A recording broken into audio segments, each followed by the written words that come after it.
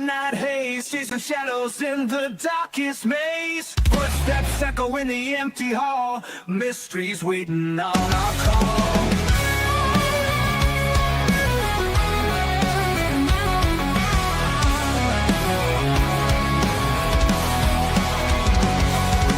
Bigfoot stomping through the pines, aliens sending secret signs. EVPs in the dead of night, ghosts dancing in the pale moonlight. Paranormal for what we bring it to you. Truth behind the veil, gotta pursue you. All right, it's just me tonight and Shawn DB Cooper. Jason had some stuff to do with his family, so he will not be here. But it's all right. We're still going to have fun. He said that he may pop in after his son's ball game. We'll see if he has time to do that or not.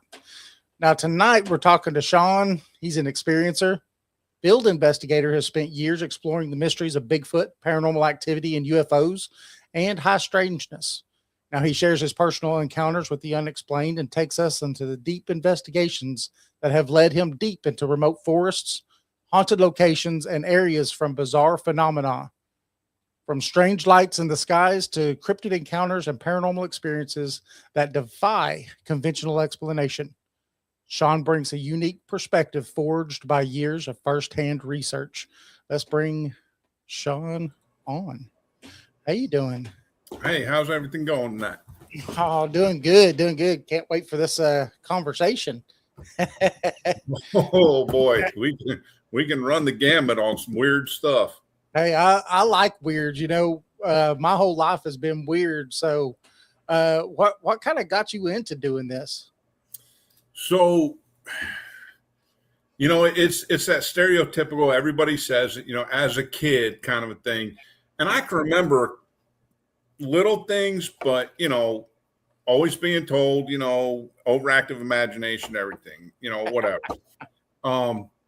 And, you know, my father was a Methodist minister, so I grew up in the church. So, you know, my mother, she'd been a minister's kid. So there was all that stuff. But you know, my main childhood, I grew up in a rural part of New Jersey. In the parsonage, the cemetery was between the church and the parsonage, and my room was on that side. And I played in a cemetery as a kid. It never fazed me, never bothered me.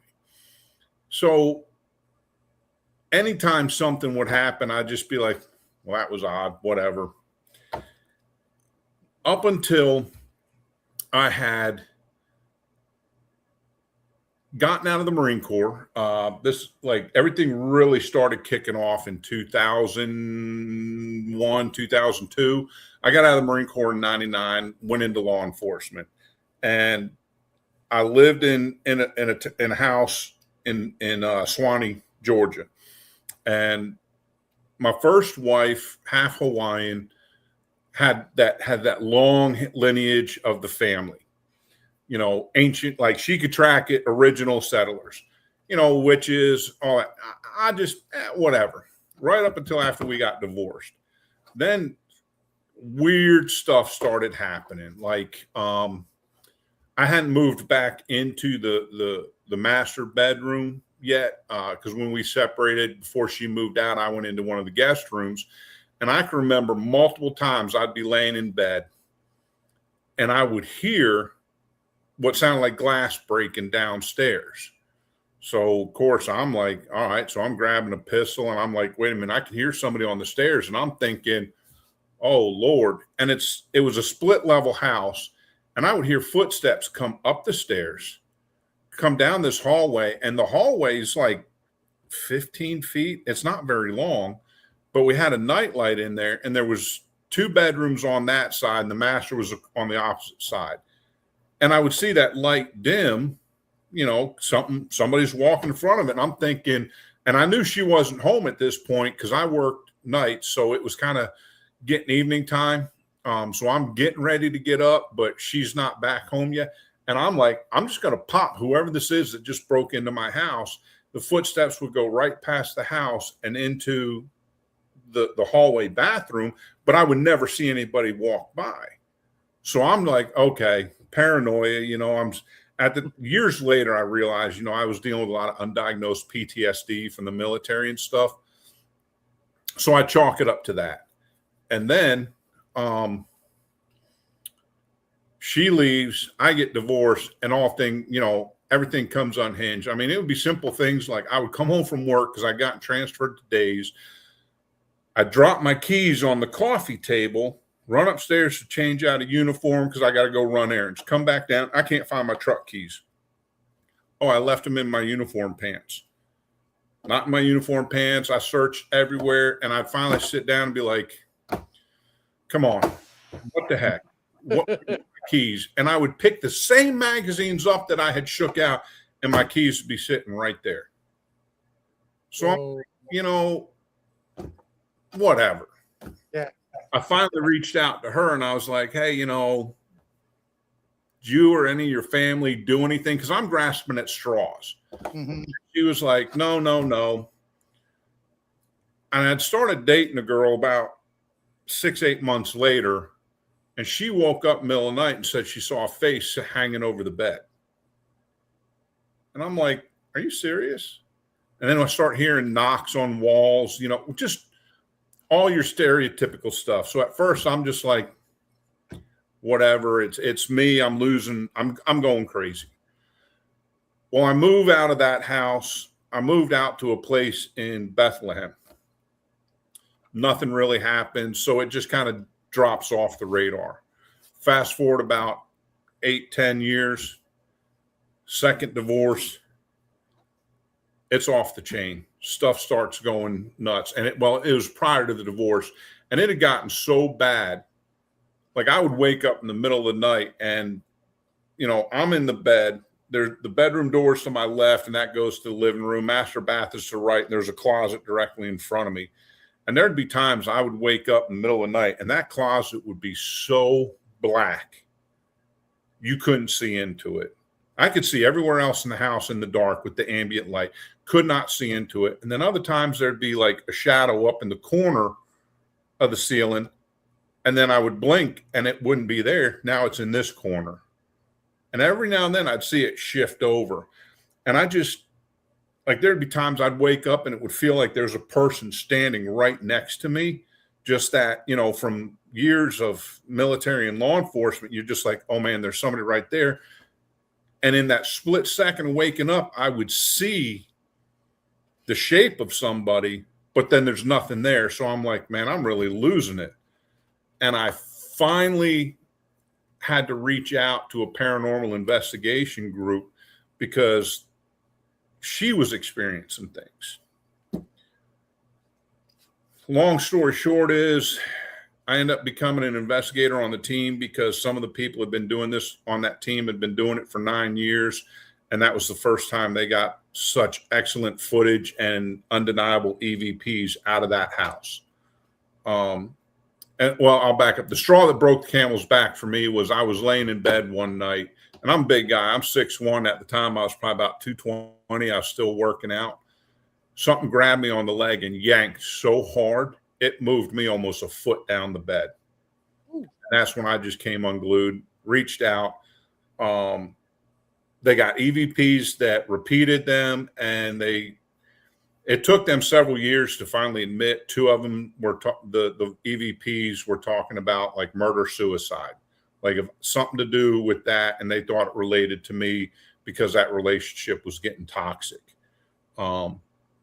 So I started doing a lot of investigations with them, and I had to come to terms with a lot of stuff because I have so many questions now from personal experiences. Like, I'm starting to realize I'm not crazy. This stuff actually does happen. And then I'm on this one investigation, and I haven't spoke to these individuals for a little bit, so I'm just going to use first names. But Stephanie and Sherry, and they're very sensitive, very awesome people. And I'm standing. This is probably like the 4th or 5th experience I've been on investigation. And I'm standing between them, and we're looking down this hallway, and I see this very shadowy, faint outline of a person come walk towards us into the bedroom, because we're standing in the master bedroom, turn and go into the master bathroom. And I'm just standing there for a second, like, did what? And since I'm standing in between them, I'm like, was that? And they both, each turning inward, they're like, yeah. And right, like it was nothing to them. And I'm just like, I just saw a ghost. I just saw an apparition. Like, okay, I got to go outside because I got to process this. That's world changing, isn't it? Paradigm shift. It really is. And I was just like, holy smokes, because you see little things like, we used REM pods and we use this and we use that. And while they're good tools, they're not definitive to me, because some of it is, electrical interference, there's so many things. So to me, it's a good sensor, but it's not, cut and dried carte blanche, like personal experience, like actually seeing something. And, so I was with that team for several years, got to do a lot of cool stuff, got to see a lot of stuff, but having seen, we'll put a REM pod down, it's going off, we go to pick it up, we're like, wait a second, this thing's moved a foot. There's no way it would have moved without somebody, some external force. Mm-hmm. So there was a lot of cool stuff like that. And while all this is going on, I'm kind of getting bored at work, goofing off, and I'm on a computer and I'm just like, all right, I got this thing about archaeology and ancient aliens, human history, all that stuff. And Bigfoot kept popping up. So I start diving into that. So shortly after that, they started saying, oh, you're going to be, our team's cryptid expert. And I'm like, I'm not an expert in nothing. I just stumble around the woods at night and in people's houses. And, hopefully, I come back out, I don't disappear somewhere. Right. But even that, there was really nothing earth shattering or groundbreaking. I've been camping. I've been all over the world in the woods, bears, lions, tigers, oh my, whatever, and it was that, I made the comment one time I was out with a group that I had gotten invited to join ASOG, Anomalous Studies and Observation Groups. And I made the comment, I'm the baddest MFer in these woods. I ain't scared of nothing. Yeah, well, that was about to change. But yeah, so the focus for me originally was paranormal and trying to figure this out because, growing up, what was it? Leonard Nimoy, In Search of, Bigfoot, all that type of stuff growing up, $6 Million Man. It just kind of was, to me, I mean, yeah, possibly, I don't know. I've never, whatever, but it wasn't like I got to find it. And right. The paranormal was where I'm firmly grounded right now because I'm trying to understand and explain these things, especially after we went to, and it was way before it got commercialized. One of the last investigations with the paranormal that I wanted to do was at Brushy Mountain Penitentiary in Petros, Petros. I got corrected on that. I said Petros, and no, it's Petros. Just an hour away from me. Yeah. Well, I was there back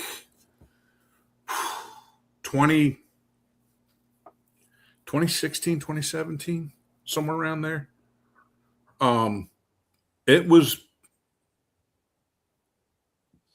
might have been 2018, but it was right before they really got commercialized with everything they have now. And I went in with the team. We had some real good investigators, had some really good stuff, and I come, like I said, I come from a military and a law enforcement background. So it's, one of those things that kind of bothers me when I start doing, I can't physically do it, but I do that cocked eyebrow when I'm looking at somebody when they're like, oh, this is that. Oh, that's a squat. Oh, if you go looking for it, you're going to find it. Not everything is. Right, so right. I'm going into this place like, man, this is cool. This is one of those old time, this is an old prison. It was what they called an end of the line prison, like where the worst of the worst had been housed. Like apparently James Earl Ray had been housed there at one point. I had two uncles that were there all the way up to the day it closed. Man, looking at that, to me, it was a twofold thing. One, it's like a history capsule to see how things really looked, compared to what you see in the movie versus how things are now in a lot of jurisdictions. Not all areas are the same. And we go in, and you know how people say, oh, I walked in and I just felt evil. I walked in and I'm like, man, this is pretty cool. Wow, and I'm also looking at like the architecture and how this building is, how it's built and all that. And yes, I am looking at how is it laid out, because a lot of stuff from the past, it was built with a very esoteric mindset, power, energy, all that stuff. And I'm just walking around like, man, this is crazy. And I'm noticing the structure. Yeah, there's a lot of granite. So there can be a lot of energy transfer and being held in the granite, so yeah, I can get it. I can understand that. And we went through most of the night, and a couple of the team members had, they heard stuff, sounds that would simulate that there's human activity when there's nobody there. And we get up into what was the mess hall area. And as I'm walking, one of my team members is standing about 20 feet in front of me, 20, 30 feet in front of me, as I come into that area with another team member. And I start walking up to him, and I come up to him. My bad. When it gets dark and I go out in the woods and I do investigation, I get quiet. It's just a holdover from whatever. So I'm always getting yelled at, stop whispering. You might be confused as an EVP and all this and that. And I just slid up next to him, and he jumped and looked to his right. I was on his left. And I said, actually, I'm over here. And he goes, I know, I heard you coming up. But as you came up, somebody appeared right next to me on my right. And I was like, wait, what? Because there was nobody there. I was like, oh, that's kind of cool. And he goes, and I'm assuming because it's a male prison, walked into the galley. And I was like, okay. And while we're standing there side by side looking, you could see a shadowy figure moving around inside the galley. And it was like, whether it was a civilian employee or more than likely an inmate, going about his business, doing meal prep for everybody else. That's the sense that we got, because it was walking over here to where shelves had been.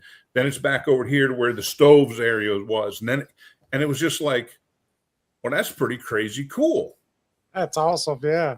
Yeah. And I mean, I was just like, finally, I had some, like, because everybody else had been having stuff and I'm not. And then we backed out of there. We went and took a break, and it was getting towards the end of the night. And me and 3 others, we decided to go up into the area that was the auditorium, which, at my understanding, I've talked to somebody that was there not too long ago. That area has been redesigned. So the actual auditorium where the stage was is like office area now. And I mean, just think about your middle school. There was the stage. It's like kind of the cafeteria that had the stairs on both sides. And so if I'm standing on the stage looking out, there's a stairway on the right, stairway on the left. And over in this corner, there's a door down to the main facility, a door to the right that goes outside to where death row was, and a door to the outside on the left. I'm sitting on the stair to the left with one of my team members, Heather. She was directly behind me. 2 other team members, husband and wife, were on the other side. And we're just sitting there, and just like you do on a normal investigation, oh yeah, we was doing this. Oh, what are we going to do when we get up in the morning? We're going to go to breakfast, just little chit chat stuff, because that seems to be like when things happen.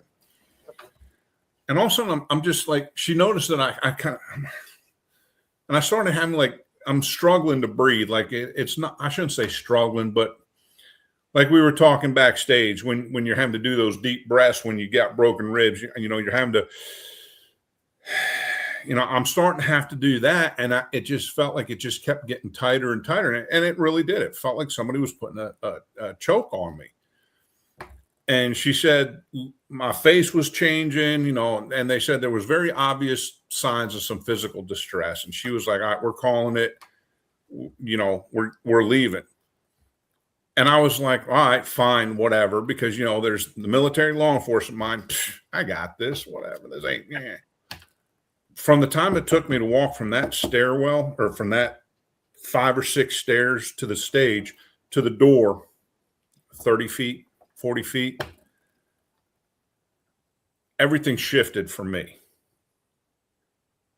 I paused at the door, and it took me a long time to analyze it and figure all this out afterwards, but it didn't feel right because it was like,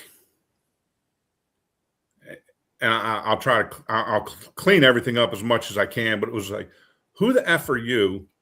And why the F are you standing here with me? Instantly, I'm just angry.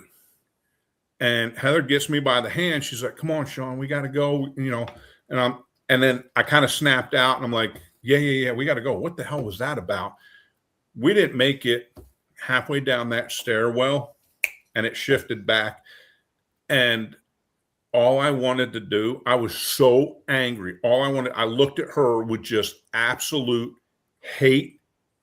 And all I wanted to do was take her by the head and smash her head into that stone wall and just keep smashing until it popped like a watermelon.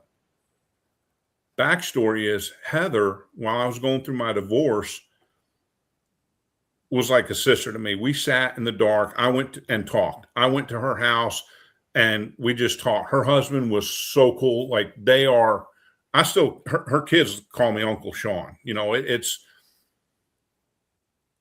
She did a lot for me in a very dark place for me in my life.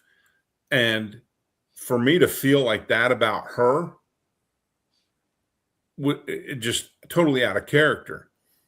We get to that first landing, and it's where some of the cell blocks are, and we were supposed to keep going down to the main level, and I kept trying to turn left. I wanted to go down that cell. Like, to me, that's where I needed to go. And we looked it up later, and it's been so long, I cannot remember the names, but there was a guy that was housed there that basically ran the prison gang, responsible for multiple murders inside. And somehow he still was released from prison. And I can't remember the dude's name. But he ran like the most violent prison gang in there. And it was a cell block. And I'm not saying it was him, but it was the cell block that he had been on. So a bunch of his lackeys were down there too. So it could have been any one of those. Right. Something seriously dark attached to me. And it took us a while to figure out. And it was actually one of the team members and goes, yeah, but you're still an active duty law enforcement officer. You're a deputy sheriff. So of course they're going to want to attack you. I was like, oh my God. I never even thought about that. Yeah. 'Cause I'm representing, to them, the enemy. Yes. But when we hit that front area, we peeled off. She turned left into the little room that was right there by the main front doors. We'd set up as base camp, and I just went straight on out the front doors, and it had started raining. And I thought about it later. I'm like, well, this is kind of Shawshank Redemption-ish, because I walked out and I just stood there and it was starting to rain. And I'm just trying to like slough all of this like negativity off of me. And I walked back in after a few minutes and I'm like, I am completely gassed at this point. Like I sit down and I'm just like, I'm starting to nod off and I'm like, man, I'm super tired. I need another monster. Like, what the hell? And that's when I noticed Heather sitting there, massaging and rubbing her hand. She's a petite lady. She's like maybe 130 pounds, if that, 5'9". I mean, she's tiny. Yeah. I had been squeezing so hard, I almost broke her hand just by sheer crush force alone as we were walking out. And I was like, and I didn't even realize I was doing it. And I was very apologetic. And I was like, man, I don't know about this. I don't know if I should keep doing this because of getting these. I'm not going to keep getting, because this was like that was the worst, but it was the second time I'd had something jump on me. And I'm just like, I'm not going to keep doing this because, sometimes these things, you can't just get rid of them, Mm-hmm. And it's hard to get rid of an attachment, especially, if you and the people that you're around are not used to those kinds of entities and those kinds of things, then it's going to be almost impossible. yeah. Well, really and fortunately, most of the rest of the team was more familiar with that because I was still in the mindset of whatever. Don't worry about it. Yeah. Yeah. It's not going to stick to me. It's like as soon as I leave, it's bound to this area. And I think there are certain attachments that, yes, they can stick to you in that environment. And once you get away from that environment, it's almost like they're on a tether or a leash. They can't go, or they can only go so far, and then they get pulled back. But then there's some, like, especially when you get out in the mountains, and I've had some of those, they can go wherever, whenever, however long they want. And so that's when I had to start, having some serious come to Jesus meetings with myself about the safety aspect of things and doing certain things to protect myself. Protection's number one for sure. Yeah. I mean, right now, I don't know how well I wear an iron bracelet all the time now. Brian Bowden, he and I'd been talking, and he mentioned that. And I was like, you know what? I've heard that before about iron and all that. So I put Iron, this especially on. when it comes to fairies and elementals and different things like that. Iron is always mentioned with those creatures for sure. And that's pretty much what I shouldn't say specialize, but that's what I focus on now, is out in the woods. So, I put that iron on. I mean, I put some spiritual. I mean, that's a man in the maze. That's a spiritual tattoo. It's Native American. I've got some sacred geometry.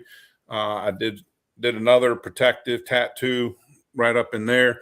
So I've put things so they're constantly on me. I carry salt with me. I've done cleanses and meditate, and I meditate. I really ain't figured it out yet, but I do this stuff. And like when I was talking with you and Jason and Townsend and that with some of the stuff, and it just, the more I can learn about it, the better I am. Because I've had, it's kind of funny because I pulled away from paranormal because I had my second real heavy attachment also in Tennessee. Thank you very much. At Hale's Bar and Dam before they shut down. Oh yeah, I'd like to go there. I have not got to go to Hale's Bar. As far as I know, they shut down. They don't do it anymore.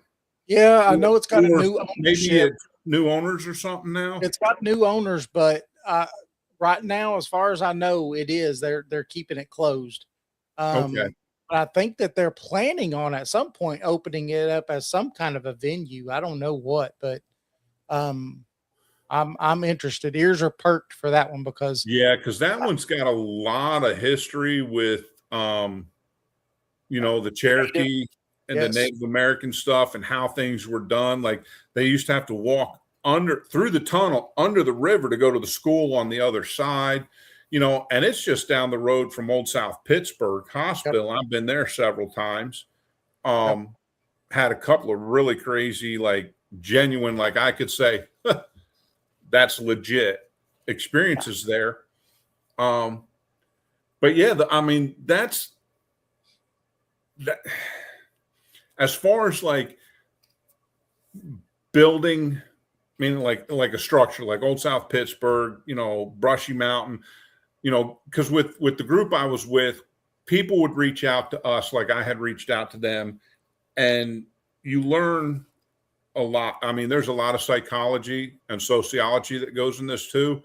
And you learn a lot about people. Like you get to a point, you're like, there's nothing paranormal here. That person's just crazy. Yep. And I hate saying it that way because, in their mind, it's 100% legit. And then there's others where it's like, yeah, there's stuff happening, but you're causing it. Yeah. And then there's other stuff that's like, hey, it's going to happen. It's here. And you just have to take ownership of it and tell it, this is, your time. They got to abide by your rules. So this is my digital voice recorder. I've had it for a while, for quite a while. Really good digital voice recorder. We just did 2 investigations. One was a place of business that, here in Loudon, you can't. People are afraid to say anything because of the Bible thumpers will get in everybody and you're conjuring demons and stuff. So, but one was a business, and then the other one was a private residence. Jason and I do a lot of private residences, and both, when I went to pull them off onto my computer, both files were corrupted. Both. Now, I have seen and experienced that before with both paranormal and out in the woods. It's crazy. How are you corrupting this? Everything was fine. Then you have a corrupted file, and then everything else is fine. It's like, and what's crazy about it is that I even tried to play it in the device, and the device itself says that it is not a supported file format. Really? Yeah, it's crazy. See, I had a similar sized one, and it quit working on an investigation. I've never got it to work since. And I obtained one of those Taz cams. That thing's smarter than me. I don't know how to work that thing. Yeah. So, I got to buy a new one, but I'm on the fence about it because, having all that gear is great, but then you got to keep up with that gear.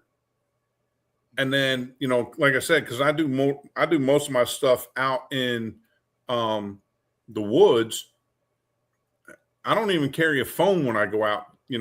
It's in camp. I leave it in my vehicle or in my little camper, but I don't want to take that kind of stuff out there.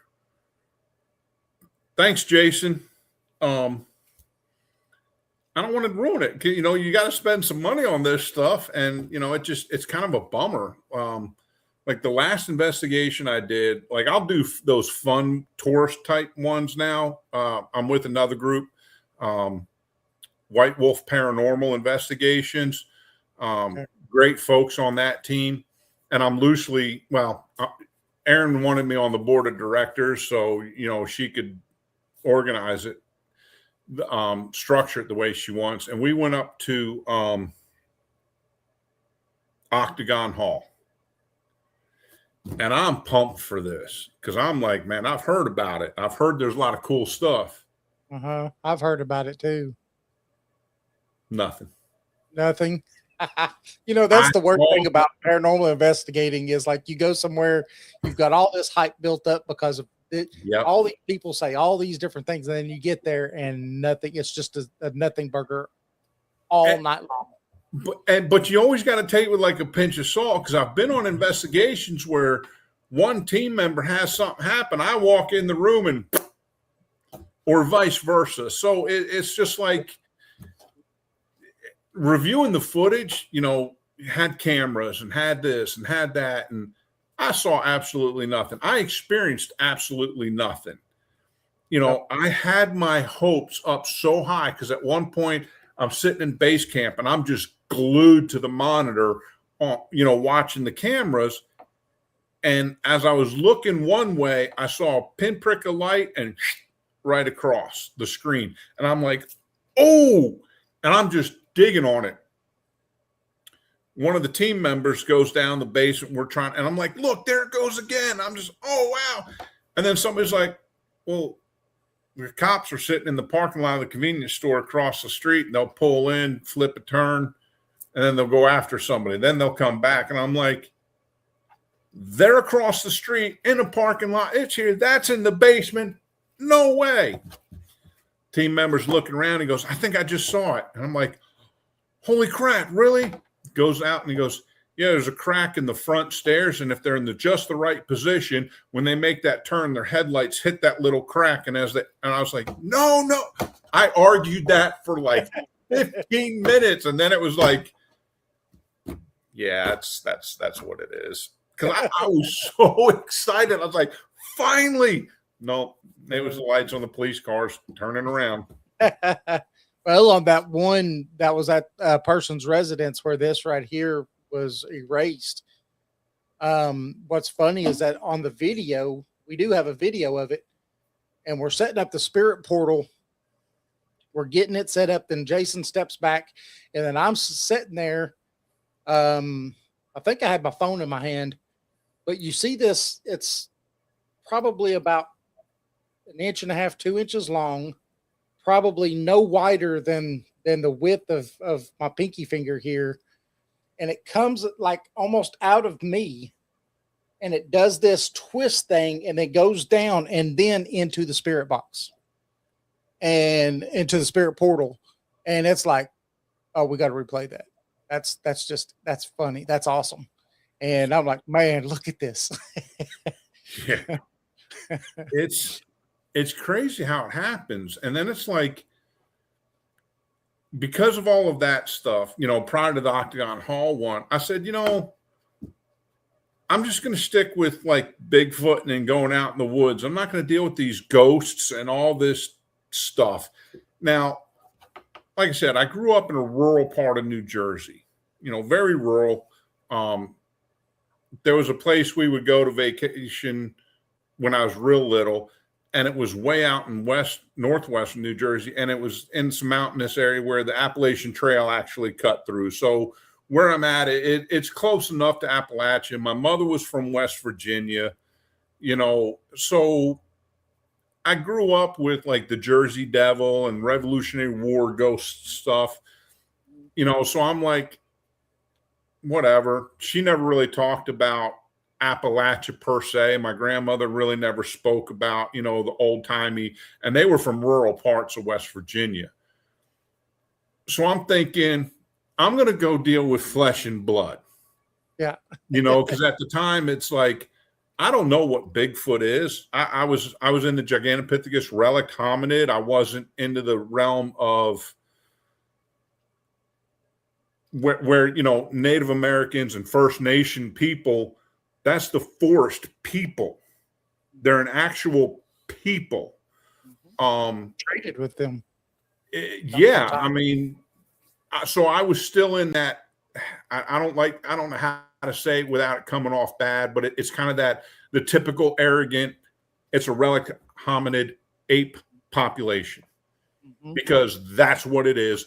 Don't worry about what these people were saying that have been running around for thousands of years, throwing rocks and spears. Don't listen to them. Yeah. Modern science. Yes. Until I started seeing stuff. So I was like, okay, so the worst thing I'm going to deal with in the woods is a bear, maybe coyote or a mountain lion, whatever. I can deal with that. I can't deal with something I can't see or touch. Mm-hmm.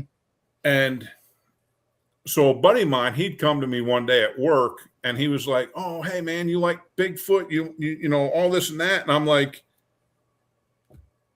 because I'd made comments because it was getting to the pop culture thing. So it was, for me, it was like one of those things I could say and like make people go like, wait, what? It wasn't serious.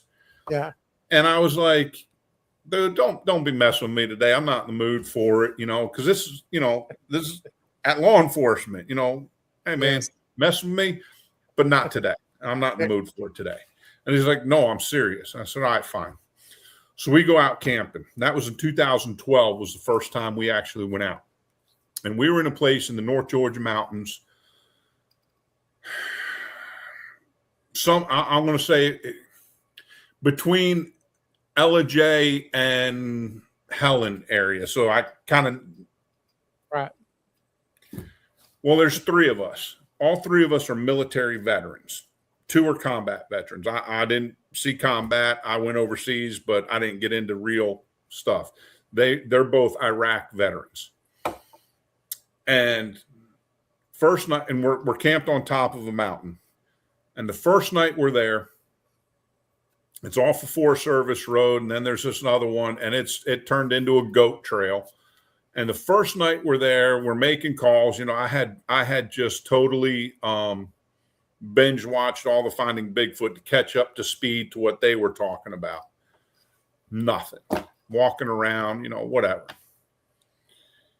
And we're standing at one point on a Forest Service road, and I'm looking across the valley, and I'm like, well, we're skunked. And they're like, why? I said, because any call we make, whoever that is on the other side of that ravine, and it was easily 3/8 of a mile away, whoever that is camping over there, any call we make, they're going to make a call back if they're in the right mindset to mess with us, or that either they think they're getting something or they're messing with us to make us think we're getting something.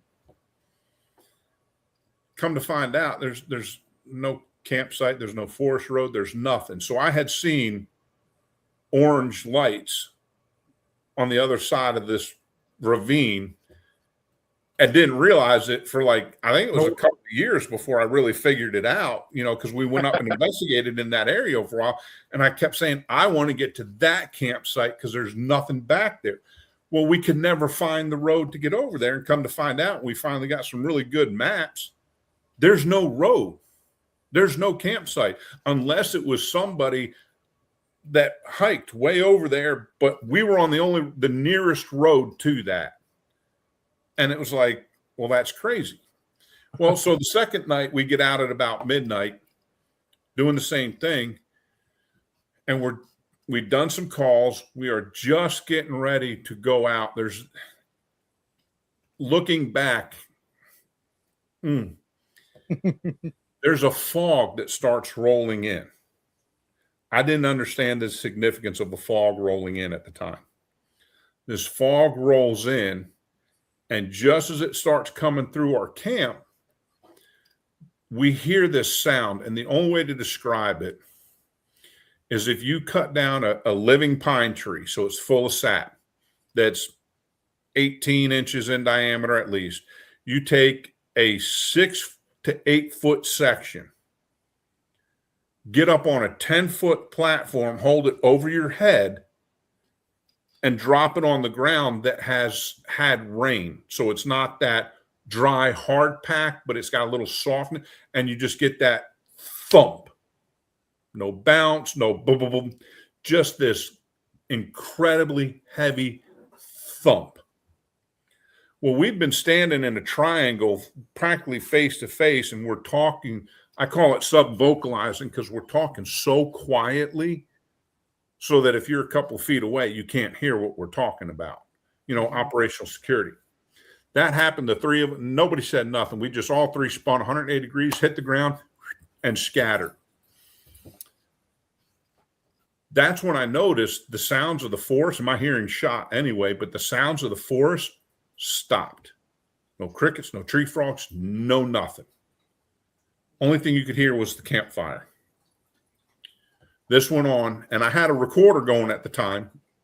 This went on for 27 minutes. That's how long we laid prone, separated, immobile, just listening, looking and listening. Wow. We finally start moving back together because the sounds of the forest come up. Now we're standing right here, and I'm like, what the hell? We're all talking about trying to figure it out. And I'm looking across the campfire further into the depths of the forest from them. And I start picking up, I sense, you know, this is the first time I could say I sensed it. And I guess it was like, because of being military, you know, it was reminiscent of operations. I'm sensing something coming around, moving around the campfire, and it's just outside the light. And it's like every now and then you kind of hear something, you're like, you're looking. And we had this thing when I was in boot camp in Paris Island, and then in Camp Lejeune at some of the training operations there. It was something when I was in SOI, we called it Lizard Man. But what it was is it's your instructors They're wearing night vision goggles, and it was the PVS 7s. So there's a green glow that, you know, when it's not smacked on their face, there's a green glow. So it's like green eyes. So we would call it lizard man. Like, oh, lizard man's there. And you know, you're busting the instructor. Right. I'm like, guys, you know about lizard man? They're like, oh, you mean the instructors? I said, yeah, I think lizard man's over there, because I saw greenish lights. And I tracked it around. I'm like, so for me, I said, oh, you know what? Camp Frank D. Merrill mountain training for the Ranger division's not that far away. It was probably a Ranger got blown off course doing a night drop, and he's trying to reconnect with his guys.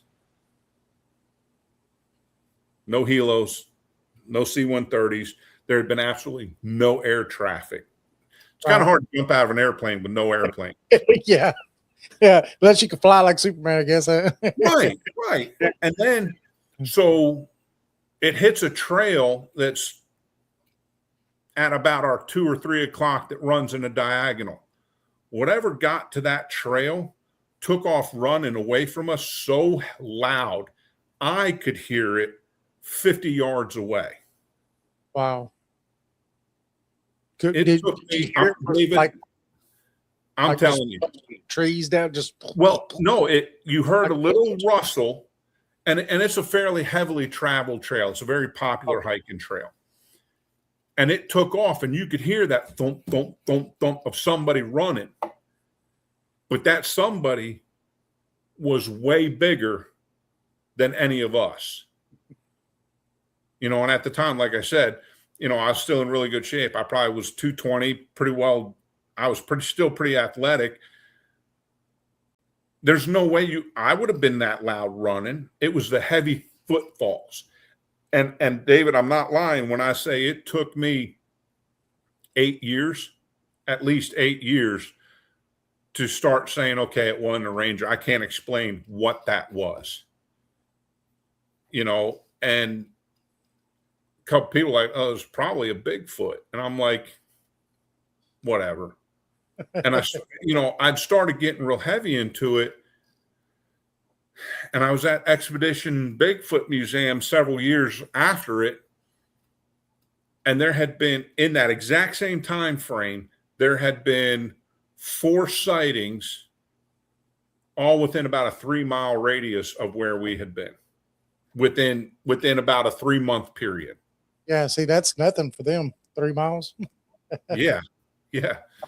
So, you know, after that, that's when me and Josh, you know, we the other guy, he kind of fell off.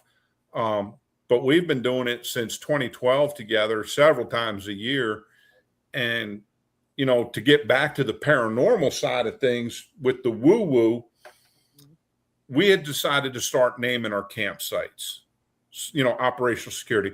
So if I said, hey, Josh, let's go to Redneck Jenny, he knows exactly what campsite. Meet me at Ghost Creek. Meet me at Smiley Face. You know, it was always something. There was always a reason of why we'll sit there and be like, oh, well, there's this, and we'll come up with the name of the campsite. Well, I had this one spot that was pretty cool. It was kind of like a dead end Forest Service road. The road just kind of ended into the forest. You could see where the old road bed had been. It was right there by a creek, and hadn't really named it. We had a spot a little further up on a side trail we called Leaky Windshield, because at the time I had a Toyota that had a leak in the windshield. And it leaked all over it was pouring rain, and it leaked all over everything he had that was dry, which was hilarious to me. So now he was just as wet as I was. So I was like, hey, you know. And the weird thing is they're less than a quarter of a mile apart. And we've never had an issue at Leaky Windshield. At the time, I had a 99 Tahoe, and we'd slimmed down our rig. So it was basically, we were going to sleep in the back of the Tahoe, and it had the barn doors. We set the 10x10 pop-up up right there, had a poncho liner so anything, it wouldn't drip down on our feet. You know, we're going to be dry in this thing. And then that way we can throw whatever gear we needed in it, lock it, and we can go out, spend the day or the night doing whatever, you know, recon in the woods. And there was a storm moving in. and I'm sure you and everybody listening has been in the woods when there's been a storm. Mm-hmm. I love listening to thunderstorms rolling through the mountains. I have never been in the woods. I woke up in the middle of the night, and I have never been in an area in the woods that was so pitch black that I could not see the hand in front of my face until I hit myself in the nose. And I woke up because this is some weird stuff. This one still rattles me. I was having a dream that something was going on, and the Forest Service rangers were coming up, and they didn't want to come into the camp in the middle of the night to let us know about something. And it was weird because it was almost like a first person view. Like I'm standing there watching them at the end of the campsite, but I'm laying in bed asleep. And one of them has a bright idea. Oh, let's just break off around and that'll wake them up. And then we can, no law enforcement officer goes, hey, I'm just going to crack off around, get your attention. Just wake you up. Make sure I don't walk in on you. Yeah. Right. They would walk in, flashlights, hollering, banging on stuff, whatever. Yeah. Oh, and Tennessee, Kentucky Bigfoot, it was not a new moon. It was like almost a full moon, but it was covered up because of the thunderstorm. And I've been in New Moon Woods, and I've never been that dark. That gunshot was something knocking on the window right next to my head. Just a single, like, and I'm laying there like in a panic because I'm trying to listen. I have all my feelers. I have learned how to kind of project like energy, kind of like, Native Americans, the reason they wear their hair long. Hair is part of your nervous system. It's a sensory organ. I'm putting my radar exactly. I keep saying I want to grow mine out, and then it gets to a certain point, and I'm just shave it. Yeah. And I'm not picking up, I'm picking up absolutely dead silence, which is, to me, is more unnerving than anything else because there's a thunderstorm. There should have been something with that. Even with the thunderstorm, there's still some kind of noise, ambient noise in the forest, and there was nothing. I mean, it was dead silent. And every now and then there's just a little like flash of lightning. And I'm half expecting, the stereotypical horror movie, the flash of lightning, there's a silhouette and it's Freddy or Jason or something. I'm like, and I can't quite reach my pistol because I don't want to move to make any noise or let anything know that I'm awake. Yeah. And then it hits the roof. So now I'm like, I'm not hearing is it a branch? Is it something fell out of a tree? Like, what the hell is going on? Nothing. Then it hits the window on the other side of the Tahoe. Yeah, it's Tahoe. That's when Josh wakes up and he's like, hey, did you hear that? And I'm like, yeah, it just knocked on this side. It knocked on the roof and now it's knocking there. Both of us, we sense / hear something moving around. And I'm like, you got to be shitting me. Some freaking first reaction of 2 cops and 2 military veterans. Some damn tweaker is out here in the woods. Yes. Or it's a bear. Yeah. One of the two. And I still couldn't quite reach my pistol. He was able to reach his. And I said, here's what we're going to do. I'm going to count to 3. I'm going to lean up. I'm going to snatch that poncho out of the way. You're going to point that pistol out there. And if it's a person, they're doing something they shouldn't be doing, shoot them. If it's a bear, shoot them. I don't care what it is. David, my hand to God. I hit that poncho, and the only way to describe the sound is a flock or a coven of quail that like birds take it. I hit that, and it's like open it up. Not a damn thing's there. You could see the faint glow of what's left of the campfire. I didn't go to sleep for hours. Josh, he's awesome about things because he just he's snoring. I start having this weird ass dream. And this is before I really delved super deep into the physiology of Bigfoot or Dogman. This is before Dogman was ever on my radar. I had a dream that this ginormous hand with either torn up fingernails or claws, long stringy fur hair hanging down, reaches in through that poncho into the back of the Tahoe, and I wake up. It's daylight. Josh ain't there. It's about 8:30, 9 o'clock. And I sit up and I'm like, and there's a stick about this long laying on top of me. And I'm like, shit. Oh, that's probably what the knock was. Josh must have got up in the night to pee and there was a stick and he, whatever. And I look over, there's one about the same length, but it was broken in two where he had been. And I look up and if you're familiar with like the 99 Tahoe and Suburbans, the rear seat folds like this. There's a stick laying right here, which was between the two of us. And I'm like, damn, dude, you could at least shook it off of you before you came back in, And I opened the thing up, and he's sitting out there by the campfire smoking a cigarette. And I put my boots on.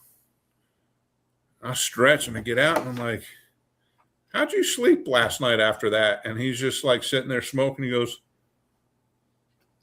and he looks at me and goes, you messing with me?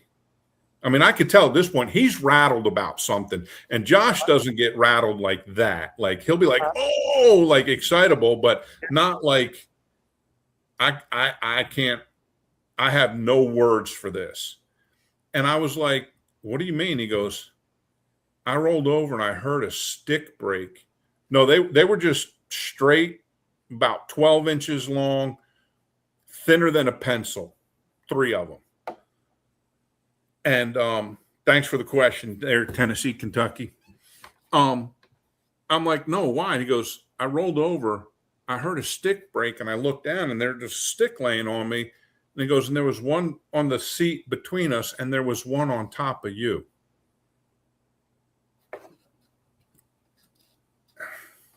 We checked. There's not a single footprint in the mud that did not belong to us. There wasn't coyote, there wasn't bear, there wasn't turkey, there was nothing, not even a tactical possum. There was nothing. That rattle, that was supposed to be a 3-day, 2-night trip. Mm-hmm. That was a 1-day, 1-night, and we left trip. Get everything together and go, huh? Yeah. We packed up and we were out of there, and we were so rattled that I hadn't been back to that place in 5 or 6 years ever. Like I would not go there again. First time I went back was about a little over a year ago, and it was during the day with a friend who's sensitive, and they're like, well, I don't know, I'm kind of like, yeah. And the second time was December of 25, Natalie Smearman was up and she did her thing, and the reading she got off of that place. And that's when I started really paying attention to what you have talked about with Ravenmacher, Spearfinger. Yeah. Yeah. I really started paying attention and learning about some of that because like some of the team, Seekers is a cool team because we got some crossover with other stuff. So some folks like affiliated with Relic Films had done stuff, and there's a potential of, a Ravenmacher experience there. After she came up and what she was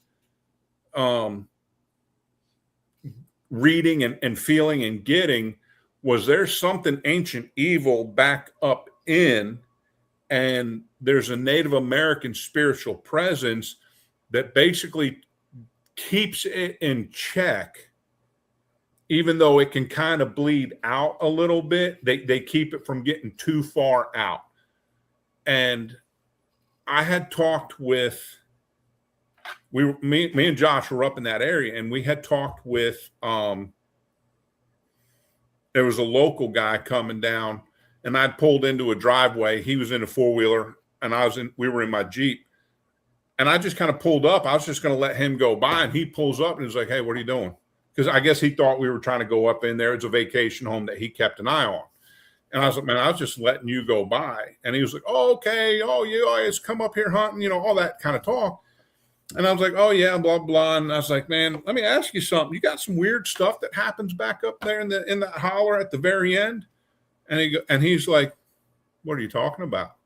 And I could tell right away he knew something, because he was like, "No, I mean, I don't know. What are you talking about? Weird stuff." And I'm like, "All right, dude, check this out." I'm like, I'm going to go for it. And I related a lot of that experience to him. And he goes, "Well, there was an old settler's cabin, ruins of it. It's only been found once or twice. Nobody ever seems to ever be able to find it again. And the family, supposedly, legend says, was murdered, whether it was by Cherokee or somebody else." Right. Well, I kind of was like, okay. I mean, that happened back in those days, until Natalie said, "Well, I'm getting a feeling that there's a pioneer family watching us up here off of this side of this mountain." I'm like, you just pull that out of, like, come on, there's no way Yes. that she, who has never been in that area, did not know any backstory, pulls that out. Mm-hmm. And here's what's really crazy about it. Like the missing 411, all the unidentified, the key aspects are water, large boulder fields, all that stuff. That area, large boulder field up off the mountain and up off the mountain this way. And there's a creek, and it's a very strong year-round creek all the time. Really? And it's just like, the second that you was camping in this stuff, right? The second you started talking about that experience, I just started getting a feeling, and that's why I asked you where you kind of was and stuff, because the first thing that I got when you was talking to it, before you even got to the sticks or anything else, just the feel, the sounds and stuff like that, I was like, first thing that popped in my head was Ravenmocker. And that's why I started asking you the questions that I was asking you, because I was like, it just popped in my head, Well, so. and see, that's the thing, is like, I would love it. Like if you would hit me up and say, "Hey, I want to go see that area," I will take you there. I will take you there, because I'm about as sensitive as a freaking rock. Every now and then I get lucky. Yeah. Like I have a little bit of it because I've done it for so long. It's that, I'm tuning in, I'm feeling it. But compared to like Natalie, and some of the other, because she's just phenomenal with it. But I'm kind of wondering, because at the time, and if I remember correct from what you said and a couple of other people said, the Ravenmocker, it goes after the weak, like the weakened, whether it's physically and or spiritually. Yep. Well, at the time me and Josh were there, Physically, because it's trying to eat your life. It's trying to take your life force. At the time me and Josh were there, I was still recovering from cancer surgery. I'd been diagnosed with colon cancer, and in the not too distant past from that. So I'm still dealing with that. And spiritually, I was broken. I was absolutely broken.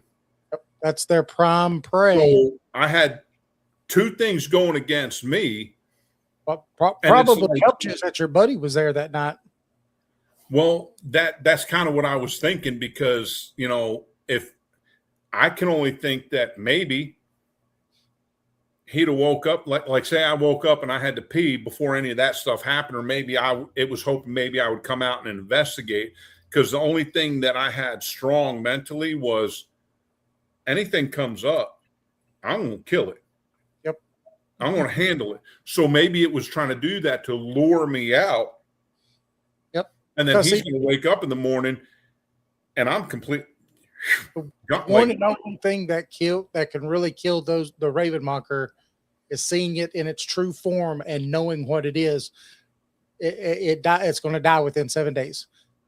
So if it would have tried to do anything with you there, one of the things that when it's feeding, most people that aren't tuned in, they can't really see them, but the people that they're feeding that life off of kind of going through death throes almost, they're pain and they're, and stuff. And people are just, like, oh my gosh, and then they pass away. And so if you would have been in the middle of that and he would have seen it, then it would have been the death of it. So it did that out of preservation. Well, I'm glad that it went the way it did because, if we'd have had this conversation, if we'd have crossed paths 6-8 years ago, I'd have been like, cool legend, dude. Yeah, sure. Because if it was paranormal, it's ghosts, spirits. Yeah, there's demons, 100%. But that's so exceedingly and exceptionally rare. And when it is, it's so egregious and over the top, there's no doubt. So everything else is just whatever. And to me, it was more of, I'm curious. I want to find out. I want to experience. I want to see. I want to know. But what happened that night was so far out of my wheelhouse that I'd have just been like, oh, it was a raven mocker. Sure. Cool story, bro. Yeah. Because that stuff wasn't on my radar. Yeah. Well, now that I've been doing, stuff with seekers, for, the cryptid side of things and started seeing just how deep and vast that field is. You're talking about stuff that you get into a quantum discussion, quantum realms.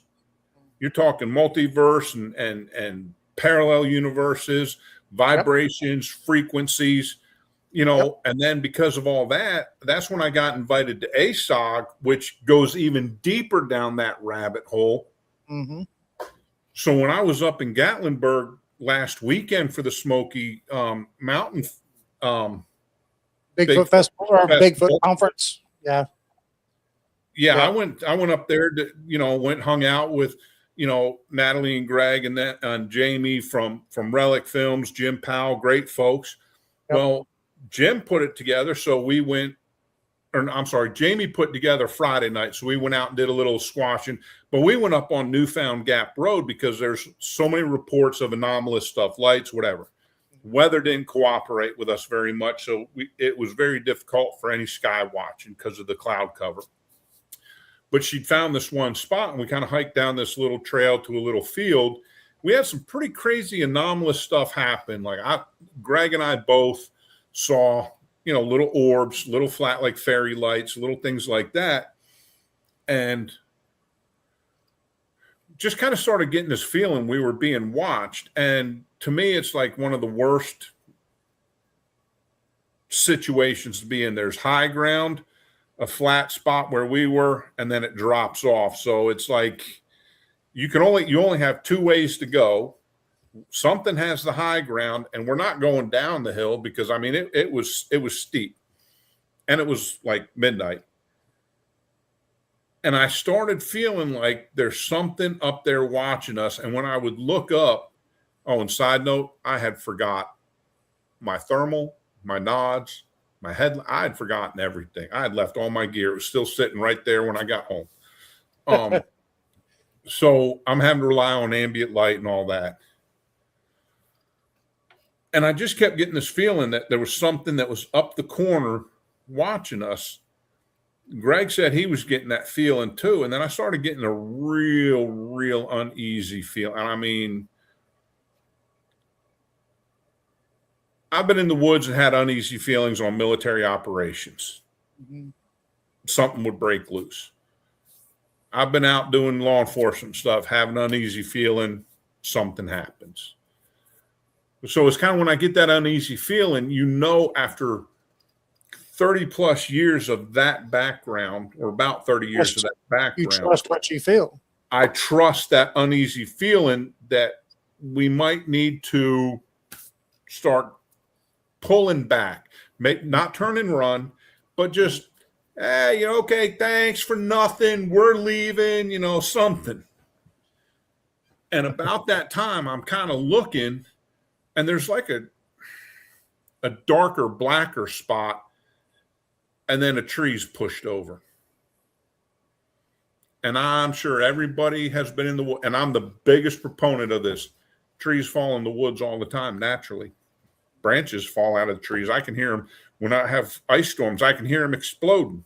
I've heard trees fall, old dead rock, but it's usually like there's a squeaky, and you kind of hear it. It goes through stuff, and then it bounces. Thank you, Sherry. This was just a straight shkapow, like something grabbed it and just yanked it and threw it down. And I was like, And then that feeling went from the pit of the stomach. It was here. It was like, And I've got Jamie Jamie Kelly, her two sisters, Greg, and me. And I'm like, I think that's our cue to leave. And Greg was like, yes, I concur. And we turned around and we're walking out. And I kept stopping. And part of it is, the military, and you walk, you turn and check your six. You walk, you turn and check your six. And I always like to pull up tail end Charlie, let everybody else keep going. I'm pulling up rear guard. And I kept stopping, and Jamie came back and she's like, hey, you feel like something's paralleling us? And I said, why? Do you? She goes, yeah. I said, yeah, me too. So it just felt like there was something up on that ridge paralleling us. And it was a very short little trail we had gone down. And about halfway, it stopped, because at that point, it could see all the way to the end and know that we had left. So, and I'm just like, man, that was the weirdest feeling. And I wasn't saying what I felt. We get in the truck and we're going down, and Greg's talking about some of it. And he's like, yeah, and blah, blah. And he goes, I just kind of get the feeling maybe there was like a raven mocker, because of what we dealt with, when they were doing a filming project. I think it was last year or the year before, with Jim Powell and them. And I'm like, damn it, man. He's like, what? I'm like, it popped into my head. Raven mocker, maybe spear finger. And so one of the things I've always done in the field with seekers and ASOG is, like, if you come out and we're out in the woods somewhere, and I'm going to be like, hey, David, did you hear something? Yeah. Okay. What do you think you heard?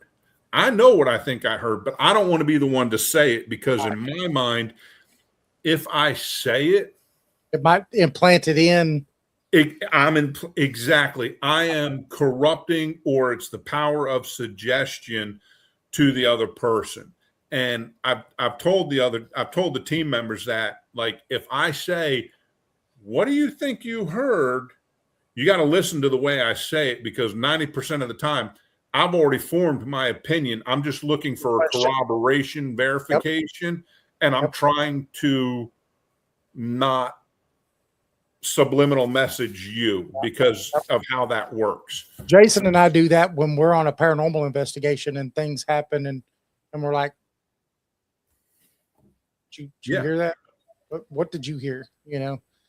And yeah, so that's the best way to do it. It's like, let me see if I don't know how, I'm not technologia, but let me see. I had a picture.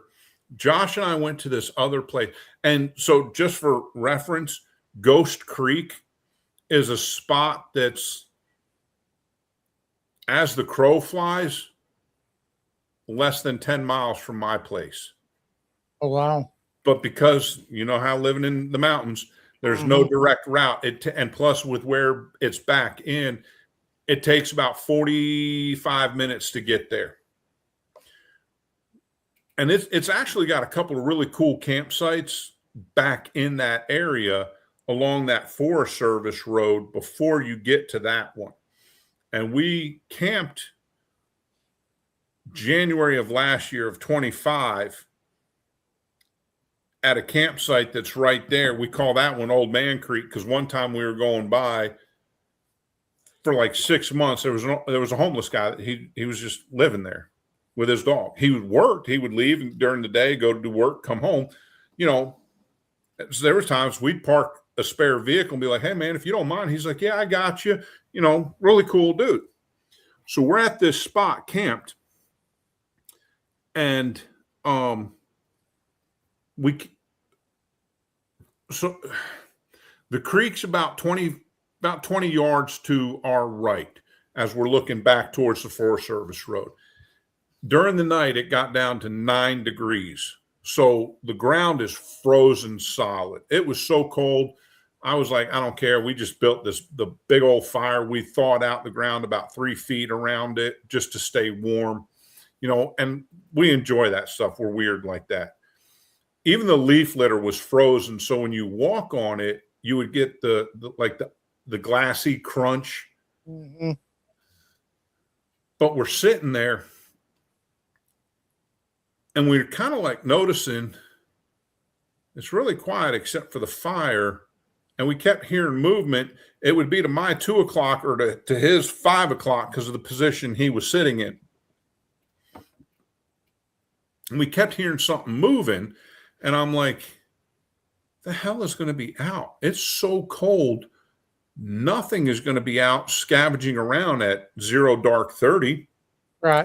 It's huddled up. If it's the wild hogs, they're huddled up. Coyotes are in their den. Bears are in that. They don't really hibernate in North Georgia. They go into that. I forget what they call it. It's like a torpor where they'll take a 2 or 3 week nap during those cold spells. But we kept hearing it, and finally it got to the point. I said, "Hey, dude, you got your phone? Because mine's in the Jeep." He's like, "Yeah." I said, "Get your camera out. Set your camera up, and I'm gonna just act normal, like, hey, what's up, buddy?" Taking some pictures, and I don't know how well this will work, but so that's the area. That's him on the left side. Well, whatever side this is to y'all. Right side, yep. You can see the ground and everything. Like that's the area. And I took this series of pictures. It was like picture, picture, picture, and I just kept doing it. Now, before anybody says anything, trust me. I'm the first one to say lens flare, artifact, nothing, pareidolia. I'm there to say that. I'll show you the big one, and then we'll zoom in. So that's him sitting there. You can kind of see, oh, that's an artifact. It's a lens flare. No. It's blue to me, then that's definitely not a lens flare. You can tell. That's not a lens flare. No way. When you see that creature or whatever that is focused on it right next to it. Yeah, buddy. What the heck? That's amazing. I have no freaking clue. It looks like it's on, I don't know. It looks like it almost looks like it's on 2 legs, kind of turning and running and looking up at yeah. Whether that's a sprite, a fairy light, I don't know. But, just for verification, I know it's probably bad. There's a pew-pew in the picture. But that's me. And you can see right there, that's lens flare. Yeah. That's an artifact. That's reflecting off the headlamp that I'm wearing. Yep. From the fire and the camera. What was about him? That was not a lens flare. Whatever that was streaking up. That's not a lens flare. That's not an artifact. And I have no idea what that entity is. It's no more than 2 feet tall. Is that Native Americans, they talked about, they always talk about how Bigfoot is both in this world and the other, right? It's of two planes of existence. Which brings in that quantum Yes, aspect. yes, But and you God, also have the same aspect of these creatures in the legends too, and orbs that are almost always seen with these creatures. well, I read somewhere that I can't.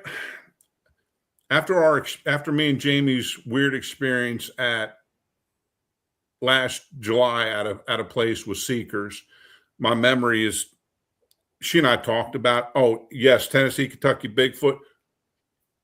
Cold does not begin to describe that night. Trust me. Trust me. That fire barely did anything, huh? You were nice and warm standing next to it, and if you got 3 feet away, you were like, "Oh, let me get back in there." It was cold. She and I talked about it after that event. Some of our memories have been rattled. They've been scattered. We'll be talking, and you know how like you're talking to somebody and you go, "Oh, what was I saying?" Usually you're tired every once in a while. Right. She said her husband noticed it very, very dramatically in her. I've noticed it in myself very dramatically in not being able to remember a word, like being in the middle of a sentence, like, "Oh, what's that? How do you say that?" So things that I used to be able to just rattle off oh, I studied this, I read this, I remember reading this report. I'm sitting there going, some report I read had I don't know if I know First Nations generally refers to Canadian, Native Americans for, America. I call them all First Nations because to me, they were the First Nations of this land. So I don't mean it in a disrespectful way. A First Nations tribal elder, and I can't remember who, what, when, where, made a comment. They'll see orbs, and then when they go to that area, there's Bigfoot tracks. So back to like with what you're saying, yes, they're in both worlds. Maybe we just perceive them as an orb, as a ball of light, but to them, they're physically present because they're straddling that dimensional rift because of the frequency and the vibration they exist at. That's why I made a comment one time on an investigation. We were talking about, well, how can nobody ever get a picture, blah, blah, blah, blah, blah. I said, well, think about it. To us, they're picture perfect. To your camera, because of their vibrational frequency, they're blurry. Yep. Because if you look at car headlights nowadays, they're bright and they're just steady. You look at them through your backup camera or your phone camera, those LED headlights are doing this. They're flickering because they're flickering at such a frequency that the human eye can't pick it up. So it looks solid, but the camera can pick it up. So that could explain every single time you get a picture of one, they're blurry. Because human, I made this analogy too. If you think about a yardstick, 36 inches long, 18 inches is dead in the middle. From 17 and a half, or I'll go further, 17 inches to 19 inches. That's what the human eye can perceive. But the visible light spectrum is 36 inches. The same with hearing, with the frequency ranges. It's the same thing. So I think it's not a stretch to say they could be at this end and just kind of overlap and into where we can perceive if we're able to perceive right at the 19-inch mark. Right. Or vice versa. And using that same analogy, I think that's how people who, people say are sensitive, right? Like I can see spirits and I have my whole life. Maybe we can see just a little bit further into one or another spectrum. And that's why we're able to perceive what we're able to perceive. And I think you are 100% right with that, because that would explain how certain people pick up and perceive and can see things while somebody standing right next to them who may not be, whether it's, the way you're wired, with your central nervous system on the electrical signal, how you perceive things, they say, oh, you got to be open-minded. Well, what is open-minded? One person's definition is totally different than somebody else's. Yeah. Yep. Well, you being a police officer or an ex-police officer, you could attest to this more than anybody. 5 people could see the same thing and all 5 tell different stories. And that just shows each person's perspective and how their perspective shapes. And you go back to the many worlds theory or anything else, but that shapes their reality.